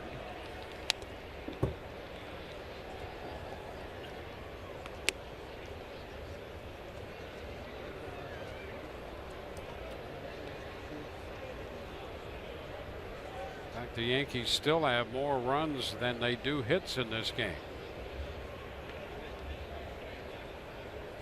Rays have out hit New York 8-4, but trail by 4.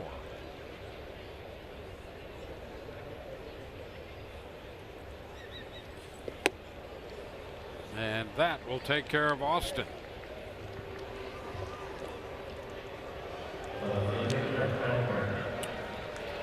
Well, we'll go to the top side of the order after that strikeout. The Bonefish Grill catch of the game turned in by the Rays shortstop. Well, no surprise, ranging far up the middle. Get to it, number 1. Now you got to spin and throw, and you get Castro over there by half a step. Jake Odorizzi appreciates that play and knows how difficult it was to make, but that seems to be a regular occurrence for the Rays shortstop. And now Gardner takes a pitch for a ball.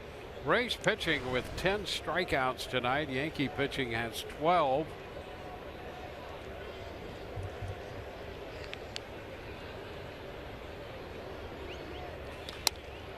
Up the left side, slicing back into the stands to make it 1-1.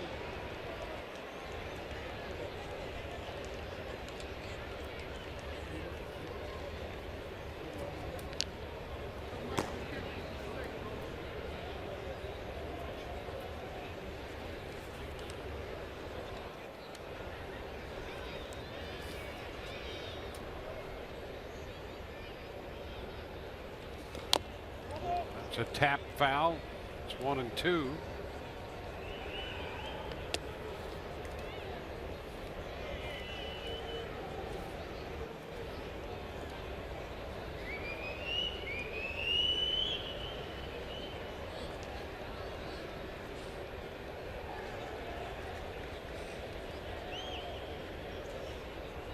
Romo on the hill for the Rays. The Yankees have Chapman and Shreve throwing in the bullpen. And strike 3 call on the corner.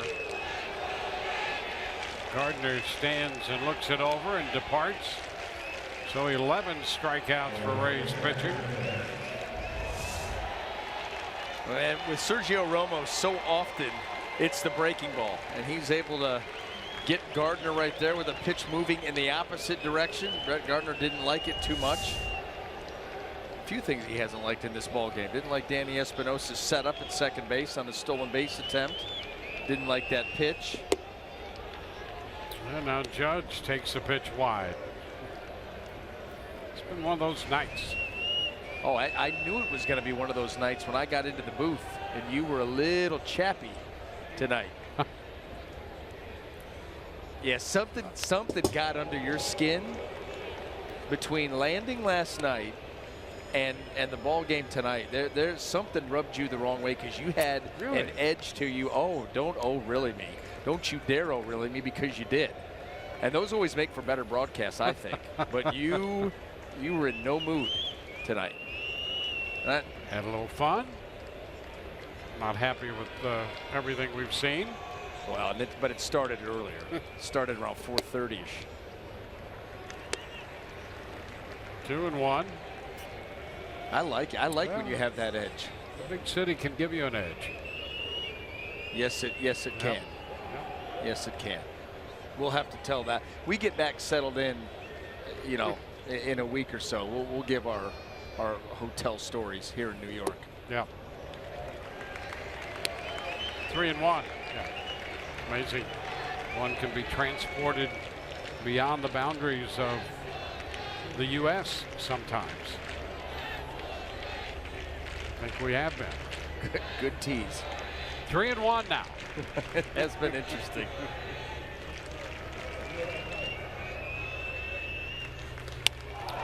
High fly ball left field, and Dickerson is after this one. He'll make the catch. 1, 2, 3 in the ninth. Dickerson will hit second in the bottom of the ninth. The Rays down 5-1.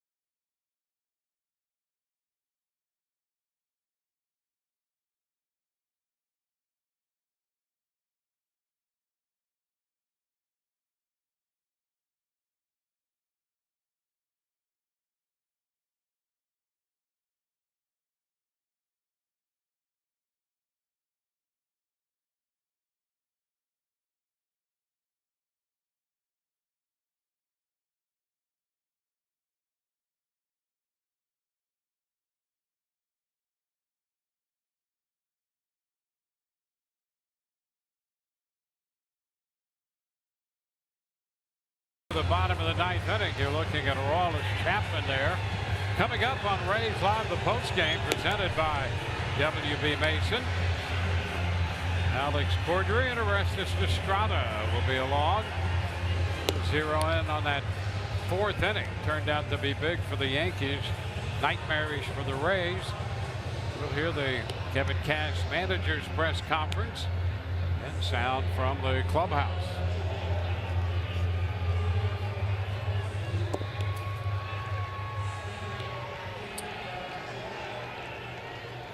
Sabathia started, worked 4 1/3.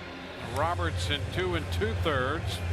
Betances came on for an inning, and now it's Aroldis Chapman.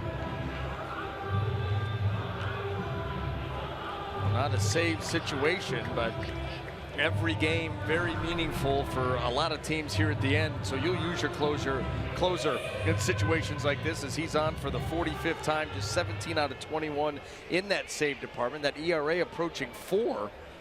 As you can see, you see 18 walks and 41 in the third innings. Just too many base runners. Command has not been what you would expect. And here's Danny Espinosa. A couple of ground ball outs sandwiched around a strikeout. And the Rays, who had threatened in a number of innings tonight, try to get something going here against Chapman in their final opportunity. First pitch is 99, but low, out of the zone.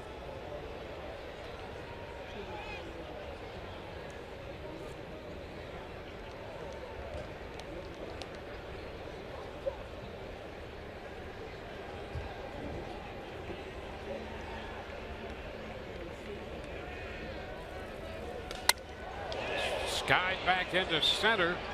Ellsbury will be there, and he makes the catch. And Espinosa is retired.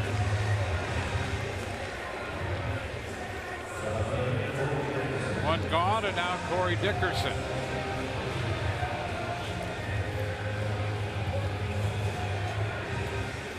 Dickerson pinch hit and was called out on strikes in the 7th inning. That was against Robertson.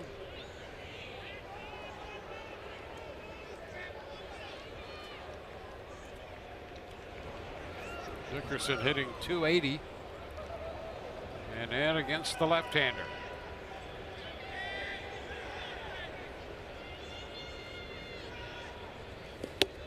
Strike one.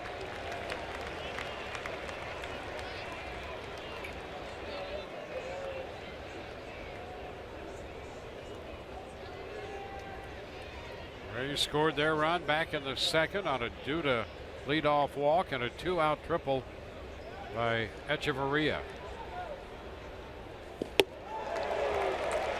1-0-1. Hard ball right there, and it's a 2-strike count. Now there's still plenty left in that tank as far as velocity goes, and Chapman, one of those guys that will routinely hit triple digits.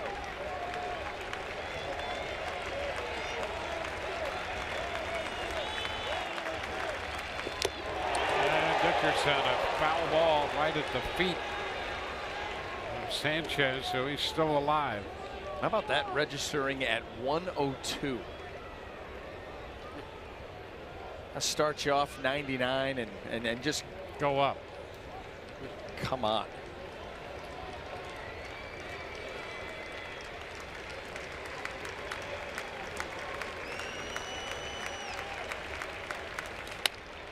Down to third. Frazier has to back up and make the throw, and it's there in time to get Dickerson.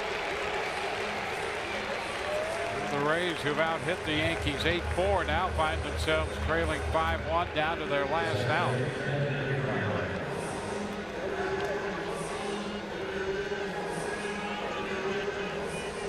Kevin Kiermaier had a base hit in the 3rd.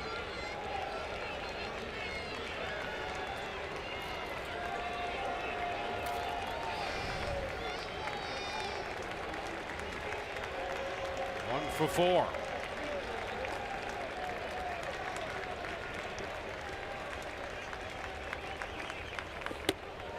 And he takes a strike.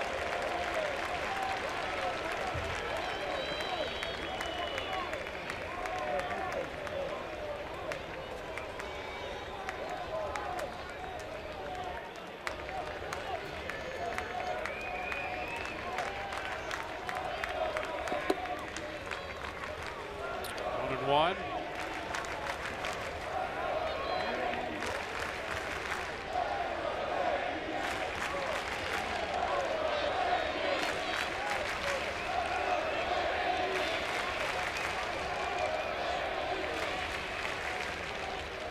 Upstairs, now 2 balls and a strike.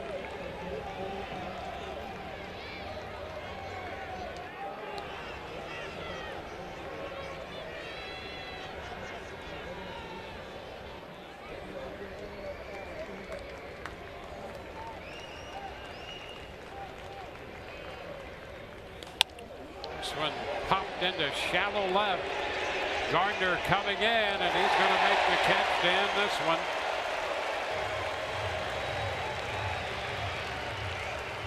1, 2, 3 go the Rays in the 9th. It's a 5-1 final. Took 3 hours and 28 minutes to play it. 5-4-0 for New York with 6 left. 1-8-2 and 9 left for the Rays. 15,327 watched this one. Robertson gets the win. Odorizzi takes the loss.